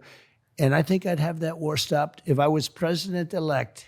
Right after the election, if I win, I will get that war stopped. I'll get it stopped. Khabib wants the war in Ukraine to stop. Yeah, he wants it to be Russia. He wants Ukraine to be the second Dagestani territory so that they can finally stop being pussy and start doing real war like real men. No more gay shit. Fast before I get to office, if it's not stopped before then. Talking about Russia, Ukraine. I'm talking about Russia, Ukraine. On We'll the- get it stopped. on the So flip many side- people are being killed. Mike, ask him a question. Be like, how? What are you going to do? Far more people are being killed. And I thought it was great when Khabib came up to me, he says, we've got to stop all of the killing in the war. He's a very smart guy. By the way, Khabib was talking about Israel, big dog. He wasn't talking about Ukraine. I don't think Dagestani dudes who are in most circumstances pushing Z unconditionally are being like, hey, can you please stop Russia invading Ukraine, okay? He was talking about Palestine. He was talking about Gaza. In the conversation between him and Donald Trump, he specifically mentioned Gaza, okay? The notion that he mentioned anything but Gaza is silly. He might have said it on Twitter or some shit, but when he talked to Donald Trump, I don't think he could even say Ukraine, to be honest. He's like, doesn't his family still live in Dagestan? Very interesting guy. We talked for a while. On the flip side, or on the other side of the continent, Thunder, do you always, Turkey's dumb, do you always suck Palestine off? Thank you for recognizing Palestinian statehood and sovereignty. Let's continue. Gaza situation has been Horrible. big news. How can you still like Mike after this? Isn't he pushing all right propaganda here? I can. You want to know how? Because I'm not some brain broken person who literally thinks like that Mike Malag is like secretly trying to get Trump elected or some shit by having this interview with him, you know? But that's probably the reason. You say stuff like this, and then your parents are unironically saying like alt-right shit, by the way. Get the fuck out of here. They'll be like, wow, I can't believe you like a dude that you know personally, that you think is a very nice person, very kind person, and a well-intentioned person, for platforming the former president of the United States of America. Meanwhile, your dad is saying unimaginable shit that you would be incredibly embarrassed to fucking repeat in broad daylight. I don't see you restricting your access to your own family members. You know what I mean? Also, Chad is really funny because I would love the opportunity to do this and platform Donald Trump. Okay, I would love for that. I would die for that opportunity. It'd be sick. Over the past year or so, I would love to platform the president, all of the presidents. The United States has always been, and you were always a staunch ally of Israel. Has your sentiment on Netanyahu or on his regime changed at all in light of any of the events of the past 6 months? No, look, it was a shame that it should have never happened. It would have never happened. Iran was broke when I was president. Nobody was allowed to buy oil. He literally ripped apart the denuclearization agreement. This is ridiculous. The notion that he did not make this conflict or make Iran more reactionary towards America is silly. Okay? Also, there's a good question from Mike. You see? Was allowed to buy anything. They were broke. A Democrat congressman on Deface the Nation, the show Deface the Nation. Ladies and gentlemen, it's Deface the Nation, yes, commonly known as Face the Nation, but I don't call it that. You have a name for I think everything. I have a name for everything. I'll end up with a name for you two guys by the time. Yeah. But it'll be. I can't wait to hear No, mine. they'll be good names. They'll be good names. But so he was on the show and he said, whether you like Trump or not, Iran was broke during Trump's. They would have made a deal within 1 week, and now they have $250 billion. We would have had a deal done literally in 1 week after the election, and it was ready. They were absolutely, and they had no money for Hamas. They had no money for Hezbollah. They were broke, stone cold broke. Now they have $250 billion. Biden took off all of the sanctions. He let them go. China went to town. I told China, if you buy 1 barrel of oil from these people, you're not doing any business with the United States. They took a pass, no oil, and other countries likewise. And we would have had a deal. It would have been a great deal for everybody. We would have had a deal. Now they have $250 billion.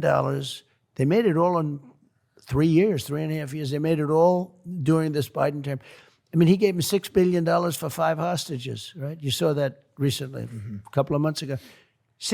I would never forgive any of my family for this shit. I'm not brain broken. Trump is a Nazi and Mike is platforming him. How is that okay? How can you be friends with a Nazi platformer just because he's nice and well-intentioned? Because I'm a Nazi platformer. That's why. You've been giving money to a Nazi platformer. I platform Donald Trump. I platform the former president on a regular basis, dude. He's the president. If anything, there is no world where you're platforming the former president of the United States of America. He's platforming you, okay? You need to understand this. You need to understand this to the best of your ability, okay? There is no world where you are platforming the former president of the United States of America, okay? I don't know how to describe this to people. There is no world where you can platform the former president of the United States of America. He platforms you. When you are standing next to him, he is platforming you, not vice versa. Doesn't operate in the exact opposite way, okay? Holy shit. $6 billion for 5 hostages. He made the swap. The Prince of Terror, they call him. He's the best arms dealer ever, they say. Who knows what that means, but he was a great arms dealer. For the basketball player that wouldn't stand up during the national anthem. She thought that was a good time to tie her sneakers. And that was not exactly the greatest trade, but he gave $6 billion on top of everything. $6 billion with a B. And they don't know what they're doing. And the real question is, why don't you have the same level of smoke that you have for Logan Paul and Mike Malak that you would for Jake Tapper if they were conducting the same interview? Now, obviously, I started giggling while I was even putting that out there because it's Logan Paul and Mike Malak. So the expectation that they are going to set up a contentious interview is ridiculous. Okay? That's why. Do that. You know, when you start paying that kind of money, a lot of other people are going to be missing all of a sudden. They're going to be missing and, hey, let's make a trade. And that's already happening. You just can't do that. I got 58 people out. We never paid any money. 58 people, 58 hostages. We never paid money. Because once you pay money, you're going to be doing a lot. In other words, you're going to keep doing it. So you can't do that. This episode is sponsored by myself. I sponsored it myself. Prime X, guys. We just dropped Prime X. This is our biggest launch ever. It is a $1 million treasure hunt. So after you buy your bottle, I want to ask about money. Money in this country. Go ahead. I've had a very fortunate career. Yeah. I've made some money. And more money than you ever thought possible. For sure. Right? For sure. Yeah, I know. I know the kind of money you make because I know when you have a top event and your shows, but these events are doing fantastically. Yeah, what you've done is incredible. Yeah, I'm very blessed, and part of the reason that I believe I'm blessed is because of this country, and I think in a way I'm kind of living like the modern day American dream. You know, I had access to a phone and could start my business and reach the entire world on this device. So, Excuse me, did you guys start like separately? Me and Jake? Yes. Nah, together. Oh, you started. So you started together. together on YouTube. And did you branch out? You each have your Yeah, own thing now? well, eventually, because I went to college. Jake was still in high school. He ended up dropping out. I finished my first year. It's an amazing 2 stories, right? Yeah, for sure. Who makes more money? It depends on the year. It depends if Jake has fights. That's crazy, bro. What do you mean? This motherfucker makes so much more money with the Prime? No. This is literally propaganda directed towards a young audience. I don't get how you can be okay with it because I love Donald Trump. That's why I'm okay with it. I want Logan Paul's 12 to 16-year-old demographic to go and illegally vote for Donald Trump. This is why I always laugh when people ask me the question, like, what should politicians do more about outreach in terms of social media? And I'm just like, dude, it doesn't really, like, that's not moving the needle. I promise you. Okay. He's got Cambridge Analytica. He's all right. And it depends on when this sells right here. Yeah. I think. Is that your new drink? Oh, that's good. Oh, well, yeah. If you make it, I like it. Oh, thank you, wanna Mr. give- President. No, it's good. It's got to be good. It's got to be. Look, I knew it. Like, I was like very excited about this because it's like content. And I knew that there was going to be no fun having asses in here being like, dude, I can't believe this. Like, I can't believe that you would let this go on. Please turn this off. I can't see this. My eyes. I need to be thinking about the potential implications of this. Like, just let it happen. Okay. And if you don't want to, you can leave. I promise you, it doesn't really matter at this point. One sip of Prime could probably kill Donald Trump. It's just weird you're friends with these people. Yes, dude, it's weird for you because the concept of having friends in general, by the way, these people, Logan Paul and Donald Trump are not friends of mine. Mike is, but that's so funny that you're like, incorporating everybody there. But also, yeah, no, I know it is weird. Like the concept of having friends outside of this Splinter Discord that was born out of the Splinter Discord that I went to because the other Splinter Discord that I went to off of the original Discord that I was in was not sufficiently communist in the exact same way that I wanted to be is obviously like an inescapable reality. It's just, or not inescapable reality. It's an unimaginable reality. You know what I mean? It's so weird. So weird that you would have friends. Like, I don't understand. How can you maintain a relationship with people that you don't 100% align with on every single issue? And they are not like in every step that they take, they're not actually advocating for a global Maoist third worldist revolution. Why are they not rising up in arms and engaging in a protracted people's war? What the fuck is happening? Okay. What is going on right now? How could you do this?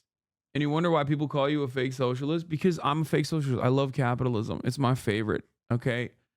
That's why. Well, you do associate yourself with some weird crowd? Yeah, I do. Really weird. I wish Donald Trump was a friend of the broadcast. That'd be so sick. This is what happens when leftists live their entire lives out online. I know. And think that like every step they're taking is like some kind of like weird praxis. And I know every single time I talk about this kind of thing, people get really, really mad because so fucked up you assume people are just antisocial for having conviction in their morals. If I knew every minute detail about your life, I would 100% be able to examine with the same critical lens the direction and the steps that you take and how immoral it is under the same exact hypercritical lens that you place upon me and my friendships and also those other individuals as well.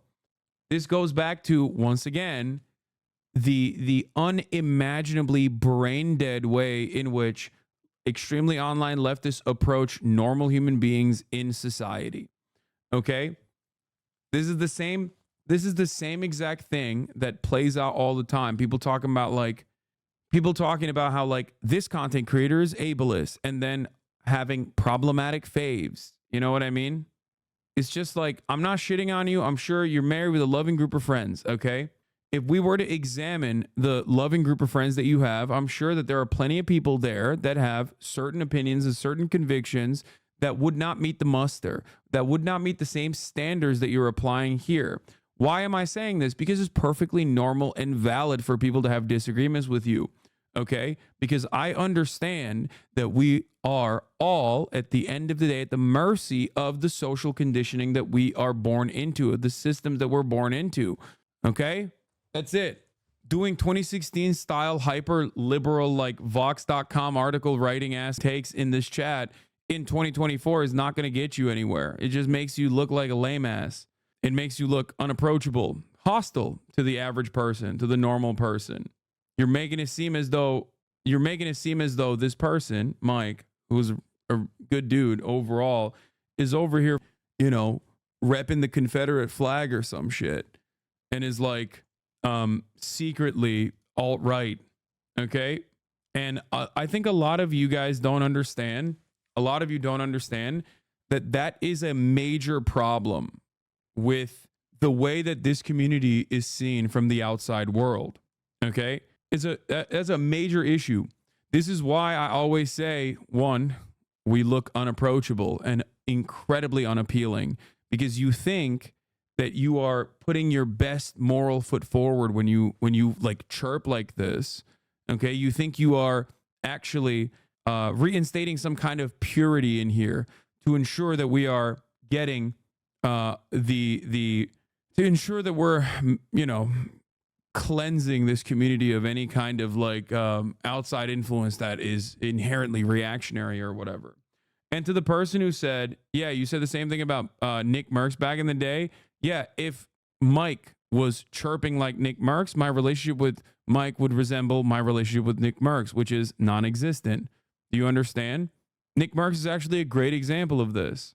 Nick Merckx went from a normie with reactionary tendencies to a person who is outwardly reactionary. Okay, and in that time frame, we no longer were friends. I don't know if you guys know this. It was very public, as a matter of fact. Okay, do you get it? I agree with you, but I'm A-worded like chat and know how hard it is to fight our weirdly strong sense of justice. I love that there are plenty of autistic chatters who have a strong moral compass and a strong sense of justice. I always try to redirect that strong sense of justice in valid targets. Okay? Like, in many ways, this is no different than being like, I hate capitalism. That's why I hate capitalism. That's why I think it's unimaginably anti-revolutionary, counter-revolutionary behavior that Hasan bought a house. Okay? Do you get it? Like, that's ridiculous. Find a better target. Find a valid target. Now, many people will go, well, that's actually self-serving of you to say that. Okay. Okay, Bernie Sanders then. Yelling at Bernie Sanders because he's not sufficiently revolutionary for having Dior diapers. You are a clown. I get it. If that's what, you know, helps you sleep at night, then yeah, I'm a clown. And my clown-ass behavior has been able to build a sustainable, massive community, a community full of wonderful people who care about social justice, who care about causes, who turn around and fundraise like a motherfucker. You know what I mean? It's great. You are so generous to these people. I respect it, but I can't. It'd be easy trying to explain being normal. I mean, I won't stop. These are the same chatters who pipe up in Will's chat to woke scold him for not understanding capitalism is off-putting to everyone around them. I know. While I don't have any issue with Mike or him interviewing Trump, it just seems like you're very charitable to everyone, yet receive none of that charity back. Your community especially receives none of that charity, including your own mods. What? Okay, we're talking about something entirely irrelevant now. I don't know what the what are you saying? I'm not charitable to people because it is transactional in nature and I want them to be charitable back to me. I'm charitable to people because I hope that I can get my message across to them. That is precisely the reason why many of you in this community probably went from having some reactionary positions to losing that reactionary position and turning around and no longer holding on to certain reactionary beliefs that you had. That charitability originally, regardless of whether it was transactional or not, caused you to change your mind on certain issues. So that's why I do it, not because I feel like people will be nice to me. Okay? I don't think it's supposed to be transactional regardless. That's it. The biggest enemy of the right is the left. The biggest enemy of the left is woke skull chatters. The biggest enemy of the left is everybody, including the left. What? I'm not trying to be confrontational. I'm literally asking you, what is the line on some reactionary tendencies versus full-blown reactionary? Like, what separates Mike from the other streamer guy whose name I can't remember? Mike versus Nick Merckx? Do you think Mike is like outwardly transphobic or transphobic at all? What has led you to believe that, other than the fact that he just looks like a bro? Be honest with yourself. What kind of commentary have you heard from him that has ever led you to literally feel that way?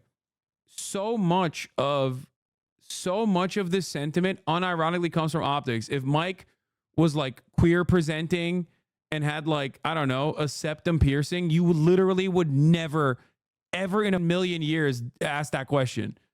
Okay? Straight up. I'm sorry. You literally look at normal people and you understandably, maybe out of defense, make the assertion across the board that like on optics alone, this person must be like a reactionary guy, which is so funny because plenty of people do that to me all the time. Okay?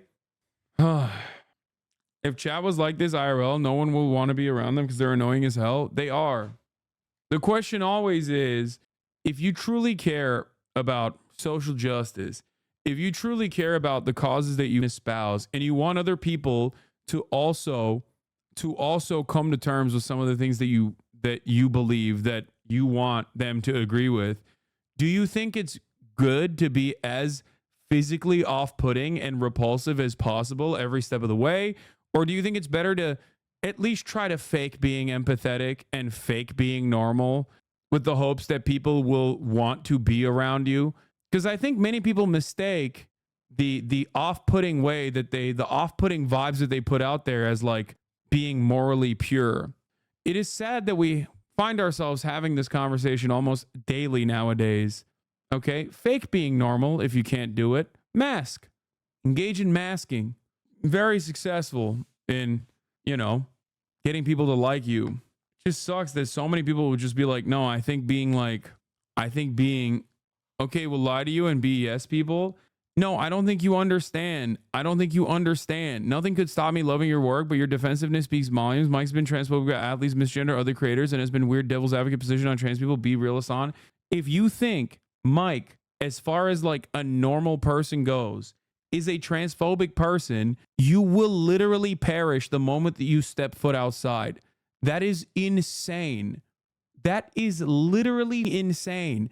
No, that's not even the normie take. He's too woke for normal people. What the fuck are we talking about? Not only that, but also he's way more charitable and way more understanding of the other side's position instead of being immediately negatively polarized against it. The one time he was on stream and brought up the protect the kids shit, you set him straight and he was like, yeah, you're right. Exactly. Your morally grandstanding is 9 out of 10 times projection from the ignorant, selfish people following the status quo. I don't know why chat can't both recognize we're fighting an uphill battle, then we're eating ourselves in that order. Yeah. I do think that it's kind of sad though, because ultimately it turns into like, is this a productive conversation and people will listen to what I have to say, be charitable to me and maybe internalize it, or will they suspect that I'm actually doing this for some secret reason because I want to defend my friend or something? And it's always the second thing. A lot of people think, no, there's got to be a secret second reason, even though this is a position I've held for years and it's not even like a good friend or a close friend all the time. You know what I mean? With Mike, I like him. I know him personally. I think he's a good dude. But with many other circumstances, when I tell you to be normal, you always immediately infer that there has to be some secondary purpose, some cynical reason as to why he's doing this. Ooh, I will figure it out. And then you launch off those inferences in that cynical ass worldview that you have, and you go, maybe Hasan, he cannot be right. He cannot be right at all on this issue. He must be wrong, and he must be cynically defending this. I think I'm going to turn around and become a hater. Okay? It's like probably one of the most, move on with this conversation. Nobody hates you. Bitch, you're the one who's having this conversation. Okay? You're literally having this conversation. Stop adjusting your sycophants alone and admit that Mike has said transphobic shit. I know you're reading this. Okay, we'll lie to you. Like, you think you're fighting a battle in here and you're not. And you're the one who keeps talking about it. Well, why won't you shut the fuck up about it? I'm at least doing the dignity and not banning your stupid ass for chirping.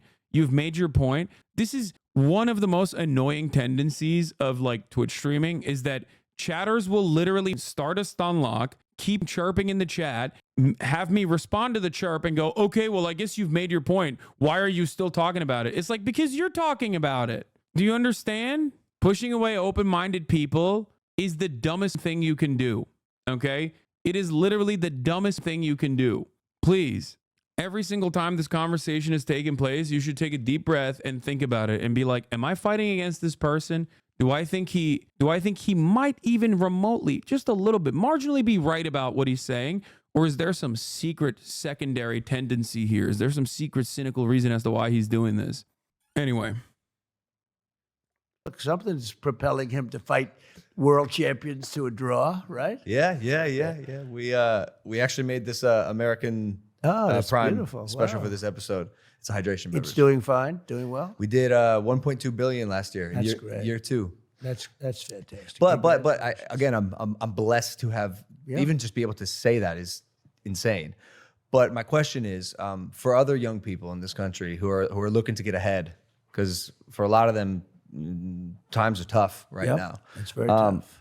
What would you say to them, kids who want to pursue their own version of the American dream and try to achieve their wildest dreams and make it all come true? I would say very simply, honestly, vote for Trump. Because with Biden, you're never going to do it. This country's going to hell. Vote for Trump. You know, we're doing great with youth. We're doing great with African Americans, with Hispanic Americans, through the roof, both of those groups, with women, with men, and with young people, we're doing very well. But I say vote for Trump. If you don't have the right guy in the lead, the country's not going to, you know, if the country doesn't do well, it's much harder to do even what you do, okay? Even what you do. So that would be a simple message. I really mean it, actually. The same opportunities he's had in America, I've had as well. My road has been a little bit rockier, as we were talking about in my book, The Fifth Vital. Good advice from Donald Trump. If you want to pursue the American dream, vote for Trump. Do chatters not realize you'd love to interview Trump too? It's not like you're exactly pro-Trump. It's impossible. They expect, first of all, plenty of chatters will be chirping at me in the way that I conduct myself in an interview with Trump if there was a glorious moment where I could have our dear leader on this broadcast, okay? Plenty of people would be like, you didn't sufficiently destroy him in the marketplace of ideas and immediately cause him to leave in the first 3 minutes by yelling at him and calling him a fascist monster. That's number one. Number two, the expectation that these guys are going to do that is ridiculous. Like, they're not going to do that. I knew that going in. I don't know why other people did not. It's the same shit when you did the interview with the Yemeni kid. Yeah, exactly. I think people who argue with you find your jock tendencies off-putting, and instead of saying, okay, this is off-putting for me, I'm going to watch something else, they try to change you. Unfortunately, attachment problems are very common, and this is what happens when a little parasocial thing gets in the mix. Yeah. Not recognizing that my jock tendencies probably cause me to be more appealing to a broader audience than if I was just like every other bread tuber, okay? That's the other thing. Like, that's the other issue. Your right-wing villain arc starts today. I know. The amount of times that people have said, oh, Hasan is right-wing now, going forward, is so funny. Throughout my decade-long professional media career, it's just so strange. That seemingly has never happened. I spent 8 years addicted to heroin, living on the East Coast.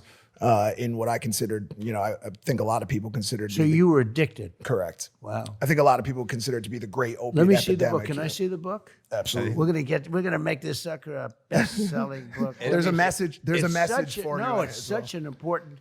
It's actually Where's already my camera? it's already a Go best-selling out and book. buy this book. It's great. That was for you, I believe. I wrote a message to you in Good. there. Yeah. Well, I'm going to keep it. Thank you but so much. it's such an important topic. Yeah, seriously, that's so important. There's a lot of people that are still kind of wrapped up in that world. And I just want to ask you some questions. In 2023, the DEA seized more than 80 million fentanyl-laced fake pills, and 12,000 pounds of fentanyl powder. There's so many people out there on the streets right now without access to resources with mental health care, rehabilitation centers. Yeah. What's your plan to continue to stem the flow of fentanyl into the country, as well as help the people who have already fallen victim to the opiate epidemic? So when I took over, He's going to be like, we're going to kill drug dealers. All the other stuff you said about no access to social safety nets, I will avoid that. Jail. If you've even... Mike, if I was president while you were an addict, I would have killed you. I'm going to kill drug addicts and the dealers.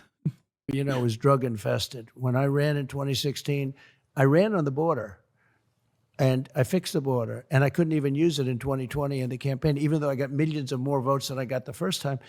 I couldn't talk about. The major reason why I will always have respect for Mike, beyond the fact that he's like a very empathetic person and a very charitable person, and he is literally like, if more normies were as outwardly empathetic as he is, then you would have infinitely more allies.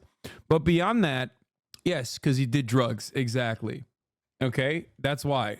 Like, dude, you will never, ever, ever get me to hate someone who was in the throes of crippling heroin addiction, who's been able to overcome that. Okay. And that's a lifelong struggle. It's crazy.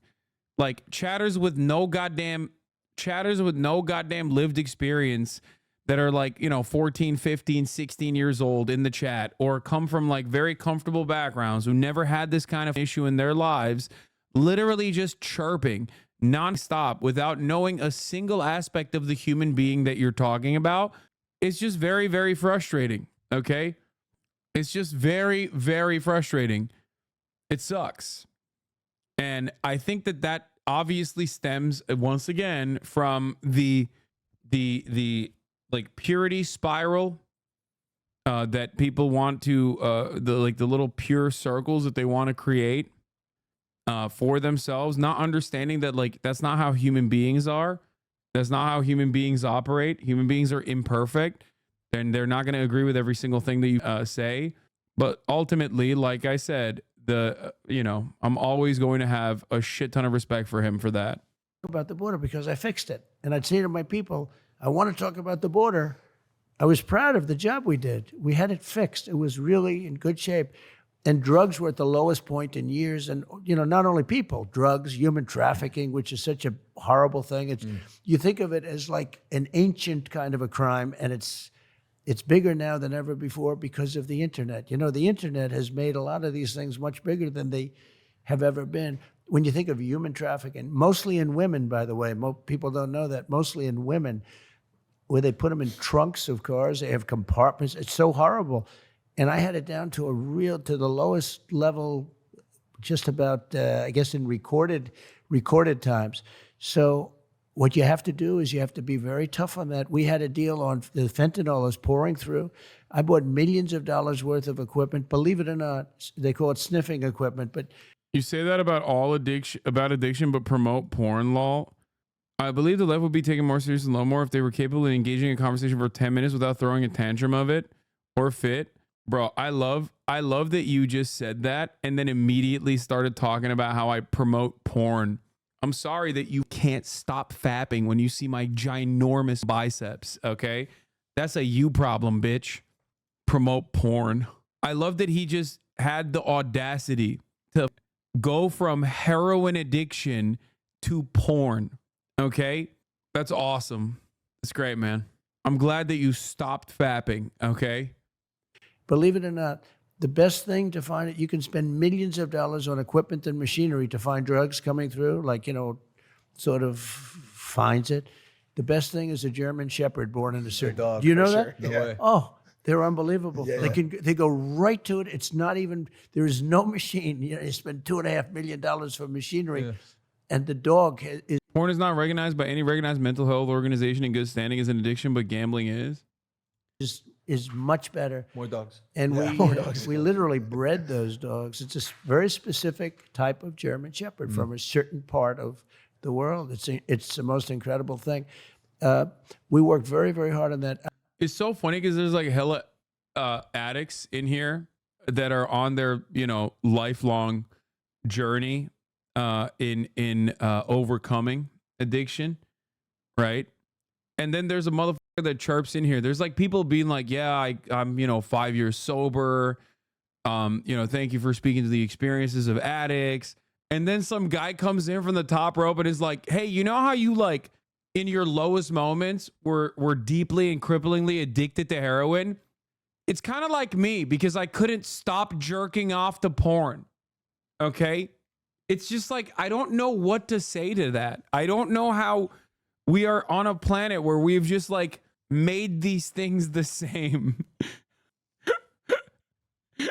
Charles be like, yeah, dude, I was literally out there going to the methadone clinic so I could like finally get a job again, completely alienated from my friends and family in my lowest moments, almost died multiple times. And then there's a guy who's like, my shit is raw, dude. Okay. You don't understand. Okay. My shit is raw from jorking my peanuts. Okay. You don't understand. I was jorking. Do you know the amount of time out of the day that I was jorking it? You think that's funny? My shit was bleeding. I had calluses. I was with President Xi. It comes from China and it comes in through the southern. So Mexico's it comes through the southern border. And I was with President Xi, and I told you we got along great. You know, the COVID was a step too far as I was concerned, but we got along great. And I said, "Do you have a drug problem?" He said, "No, they give the death penalty in China. If you sell drugs," I said, "I'd like you to give the death penalty to people that are making fentanyl and sending it over to our country." And he was going to do that. And then we had the election result. And of course, Biden never picked up. Oh, yeah. No, she was like, "You're right, sir. We're no longer sending fentanyl over the border." You're so right. We're definitely sending fentanyl over the border deliberately. And now that you said stop, I'm going to stop it. Okay. And then, of course, Brandon became president and she was like, "Ooh, more fentanyl." That conversation. I told them about it, but he was going to give the death penalty. If he did that, you would have had this literally stopped, almost stopped. But we have to be very, very strong at the border. This is a plague like, and you know, the numbers, they'd say 70,000, 80,000. I think it's probably 250 or 300,000. This is like a war. Porn addiction is real. Big porn is preventing him from being recognized in his addiction. No big problem. Yeah. Yeah, it's definitely not like rabid psychopathic Christian groups and Mormon groups that are trying to get it classified as a serious addiction and limit severely like any kind of sex work from happening. It's certainly not those guys. I am not a paranoid schizo. I've yet to find one study that wasn't conducted by some Mormon group that like hides that they're Mormon by claiming it's like secular friends and family group. And then you look it up and it literally is just like paid for by the Mormon church. Definitely not Mormon.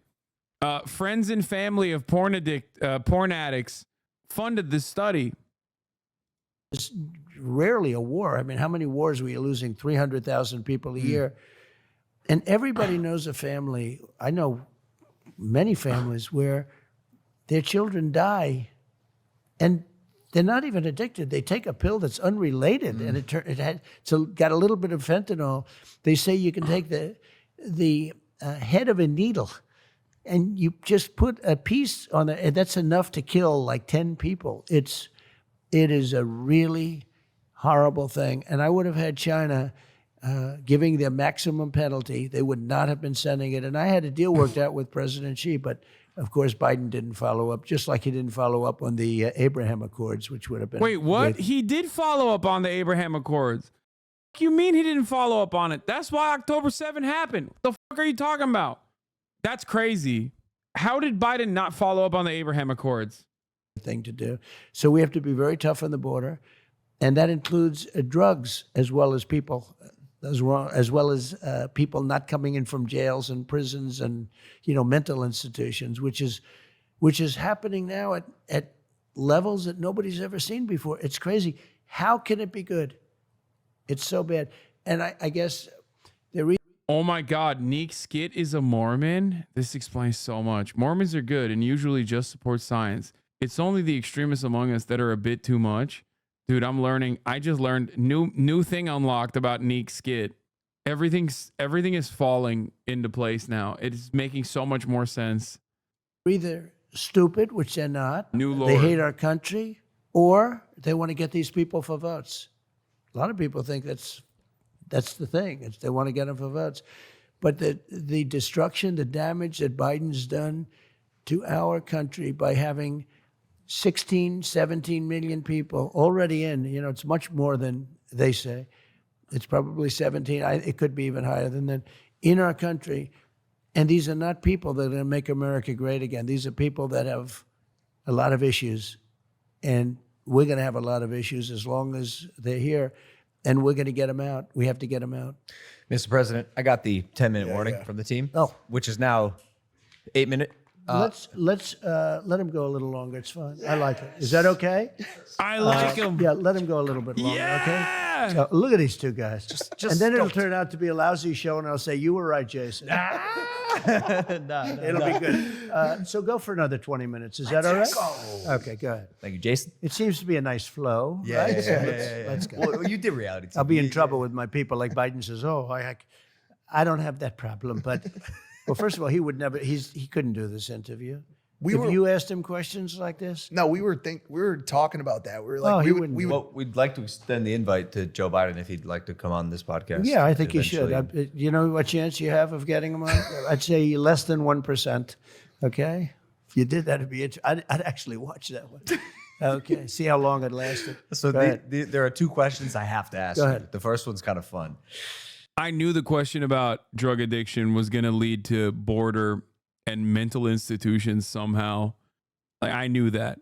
He addressed none of the serious questions that Mike asked as far as like, how do you deal with drug addiction in this country? He went, we're going to kill drug dealers, closing the border. Aliens. I want to talk to you about aliens. Yeah. So this shit, for the record, is my least favorite Trump shit, okay? Because I hate that he gets conspiracy dudes in the pocket by leaning on this. I know exactly what he's going to say. He's going to, we're going to look into it. We're going to reveal some of the stuff. It's like, bro, you were the president. He did this with JFK files. He did this with 9/11. And then he did none of it. He didn't release any of this shit. He was president for 4 years, dude. I hate that. I hate that he always does this. He always does this shit where he's like, yeah, I'm going to leak everything. He tried to, but they got him for classified documents. Oh my God, that's such a good conspiracy theory. Yeah, actually, all the classified documents that he brought back to Mar-a-Lago were actually like the UAP files. I don't know why he didn't say that. Oh my God. I feel like if he had said that, he would have neutralized the whole classified document saga entirely. To be like, the JFK files were there. That would be so, oh man, that shit. Wow, that's brilliant. He should have come up with that. UFOs, UAPs. I know. The disclosure we've seen in Congress recently.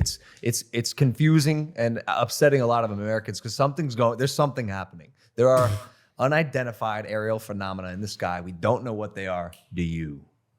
So it's such a question I do get a lot, and it's such an interesting question. I've met with pilots that look just like you, actually. Okay, they have more of a crew cut. Okay, they look like him and they look like you. Some of them look like you, a little fatter. but these are perfect people.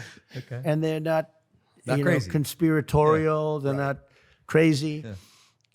And they tell me stories that they've seen things that you wouldn't believe. These are not people that you would say, "Gee, no way. oh, that's No okay." way. President of the United States. But I said, who is it? That's Joe Biden wanting to do an interview.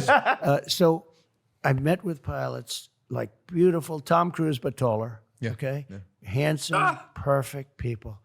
Sir, there was something there that was round and. This is such a classic Trump, too. Beautiful pilots, straight out of Central Casting. They're beautiful. Don't we love them, folks? We love our beautiful pilots. They are so beautiful. Form and go. Tom Cruise, but taller. Going like 4 times faster than my super jet fighter plane. And I look at these guys and they really mean it. Yeah. And am I a believer? No, I can't say I am. But I have met with people that are serious people that say there's some really strange things that they see flying around out there.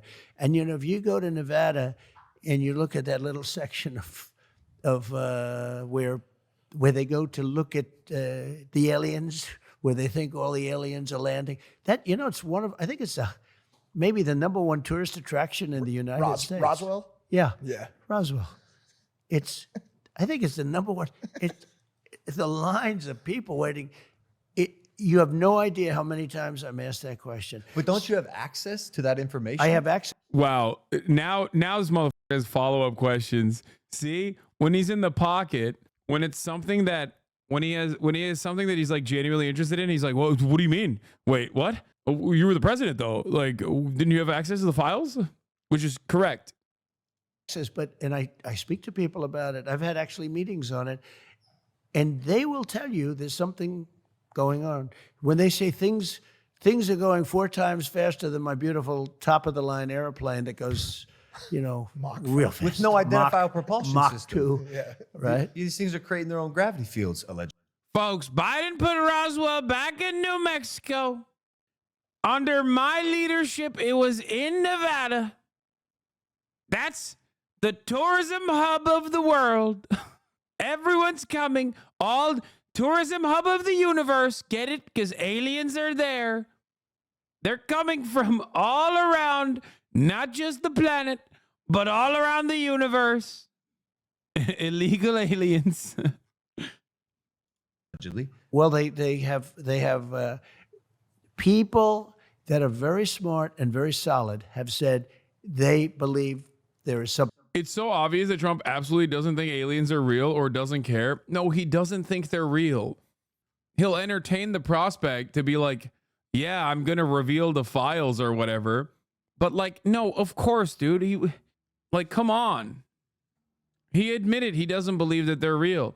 That should just destroy the conversation. Something out there. And, it makes sense that there could be. I've never been convinced, even despite that. I just, for some reason, it's not my thing. But a lot of people believe that it's true. A lot of very good, solid people believe it's true. What? And I know there are illegal aliens out there, but those are the ones that come through the border. We have plenty of them. Those are the ones I know. When you say aliens, I say, are they illegal aliens?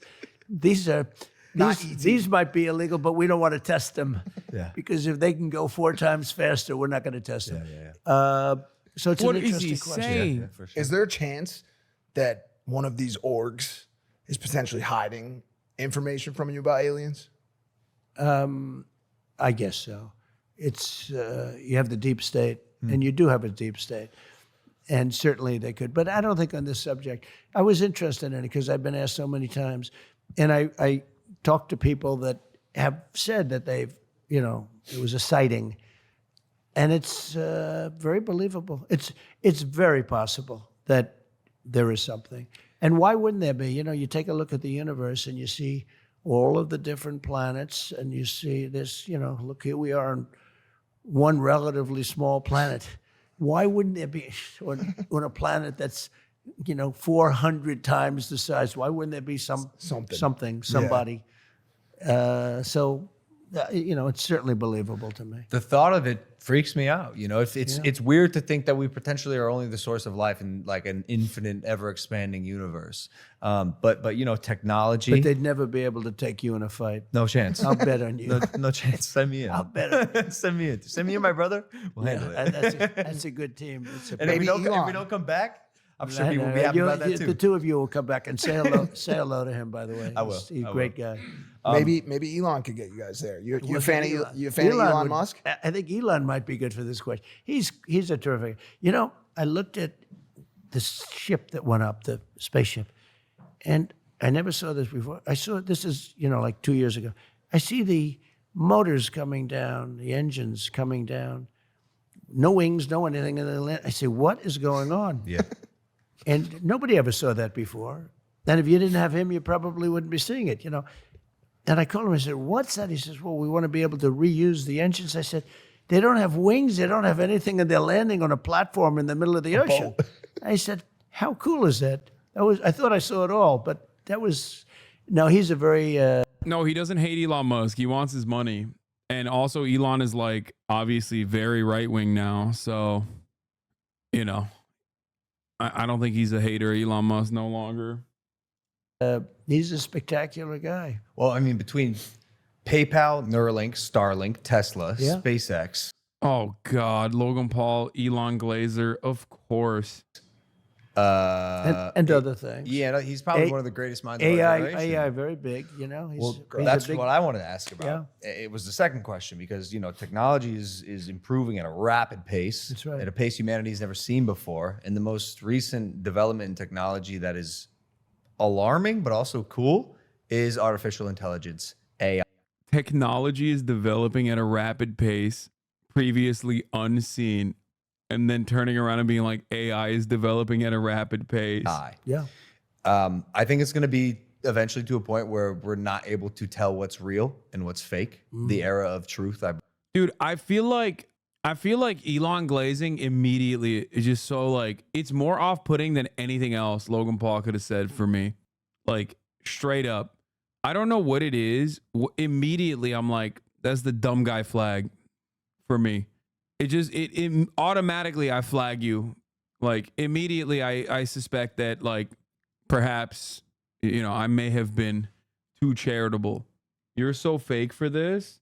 Okay, bro, I'm fake because at the top of the hour, there's a 3-minute ad break, and you thought that, like, you could bait me by saying you're so fake for this. Yeah. Oh, got it.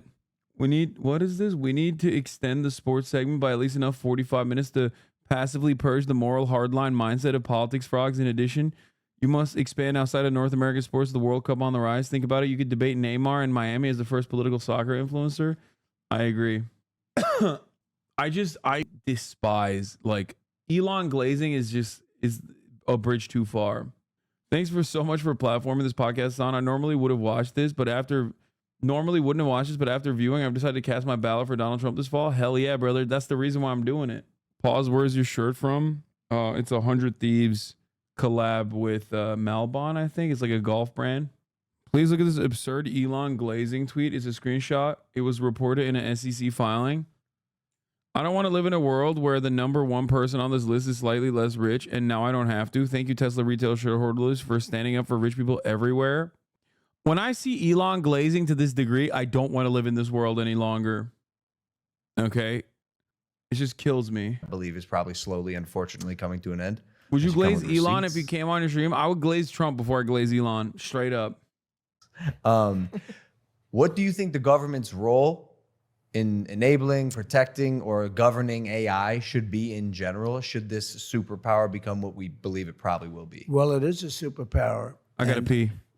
You want to be right at the beginning of it, but it is very disconcerting. I said, you know, you used the word alarming. It is alarming when I saw a picture of me promoting a product, and I could not tell. The voice was perfect. The lips moved perfectly with every word. The way you couldn't, if you were a lip reader, you'd say it's absolutely perfect.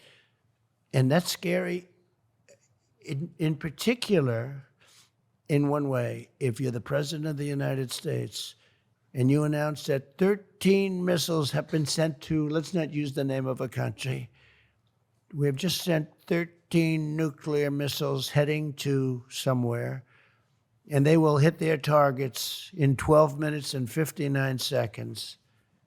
And you're that country, and there's no way of detecting. You know, I asked Elon, is there any way that, like Russia or China, can say that that's not really President Trump?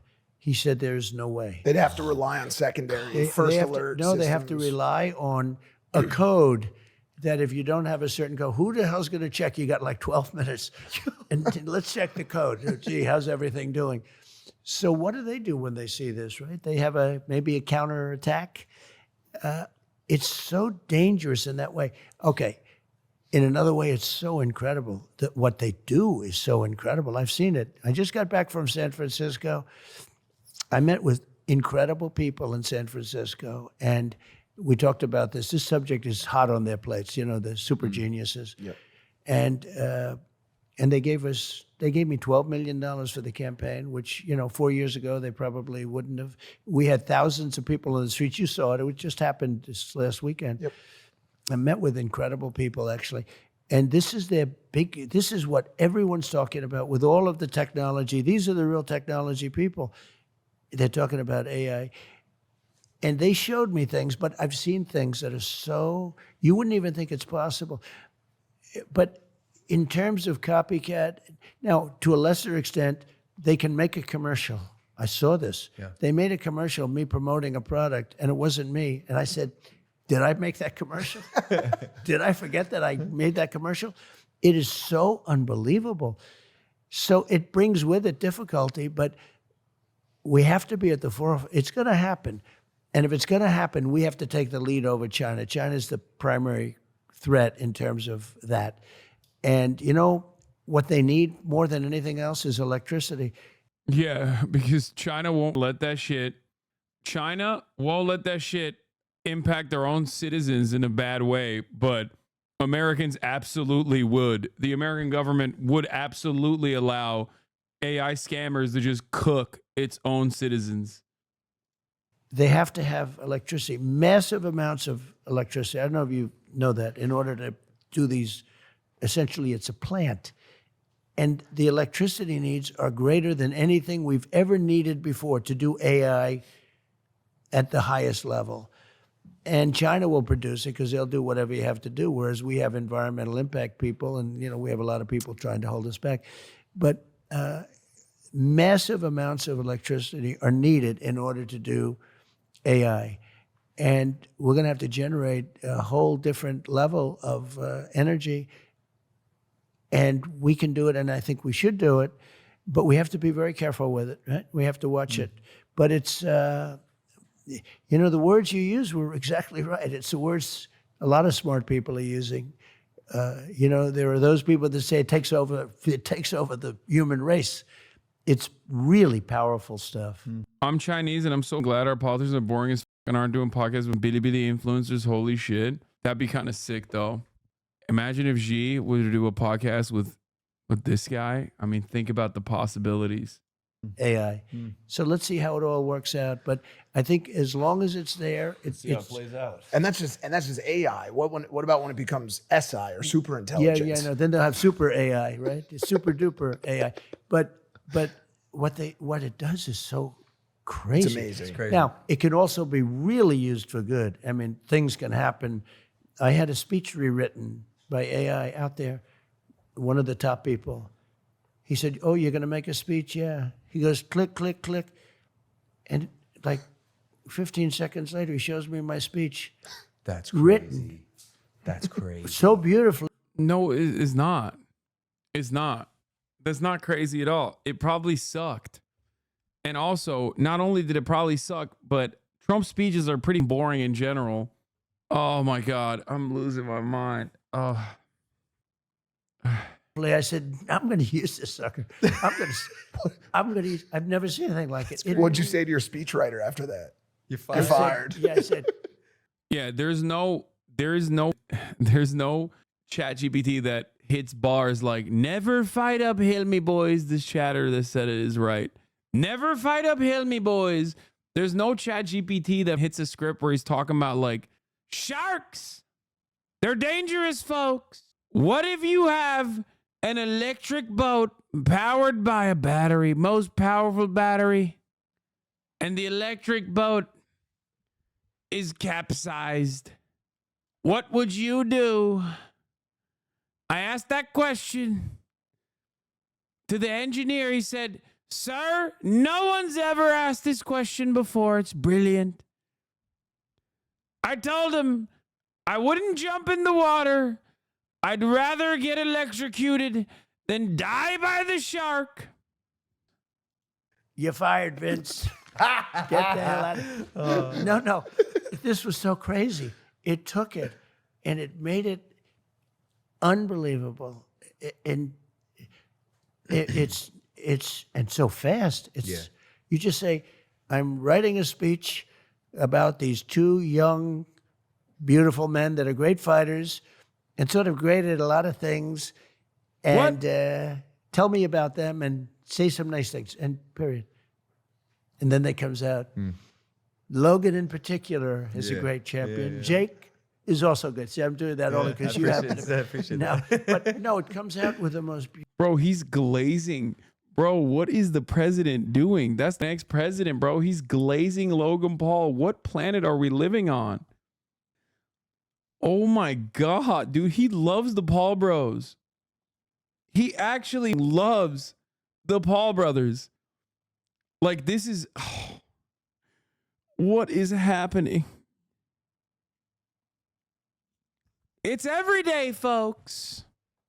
With the Disney Channel flow. ChatGPT could never write that. Bars. Yeah, I joked about Eric Trump killing himself after seeing that snippet of Trump laughing for the first time ever in his life. But honestly, after this interview, both Don Jr. and Eric killed themselves. Like, they did a dual suicide, bro.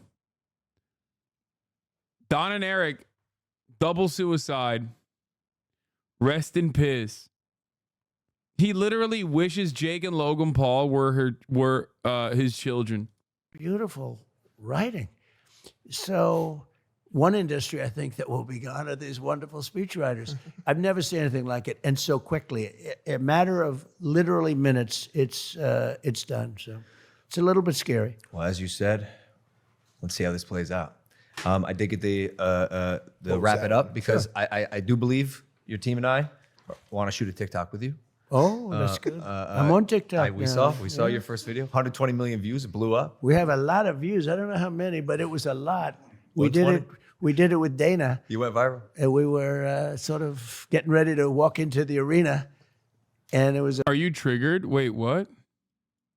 You're just jealous he's not glazing? Why would I be triggered by a lot this? of crowd, and there wasn't a negative voice in the whole house. It was pretty amazing. Let's do it again. I want to respect your time. I'd like to just grab a couple photos, shoot this TikTok. Absolutely. 120 million views on the way. Absolutely. But thank you for joining us on Impulsive, Mr. President. It's an honor to be with you. You guys are great. Yeah. So Yeah. much. And good luck with your book over here. That's important stuff. That's Thank you so much. An incredible job you did to get out of it, right? If you're ever bored on a plane to Tuscaloosa or something, you want to give it a Yeah, bro, he doesn't know how to read, okay? Come on, Michael. It's not happening. Let's be real, big dog. I'm going to be reading it. I think it's such an important subject. One of the most important subjects, actually. It's great that you did it. Thank you Ladies so and much. gentlemen, thank you for watching this episode of Impulsive.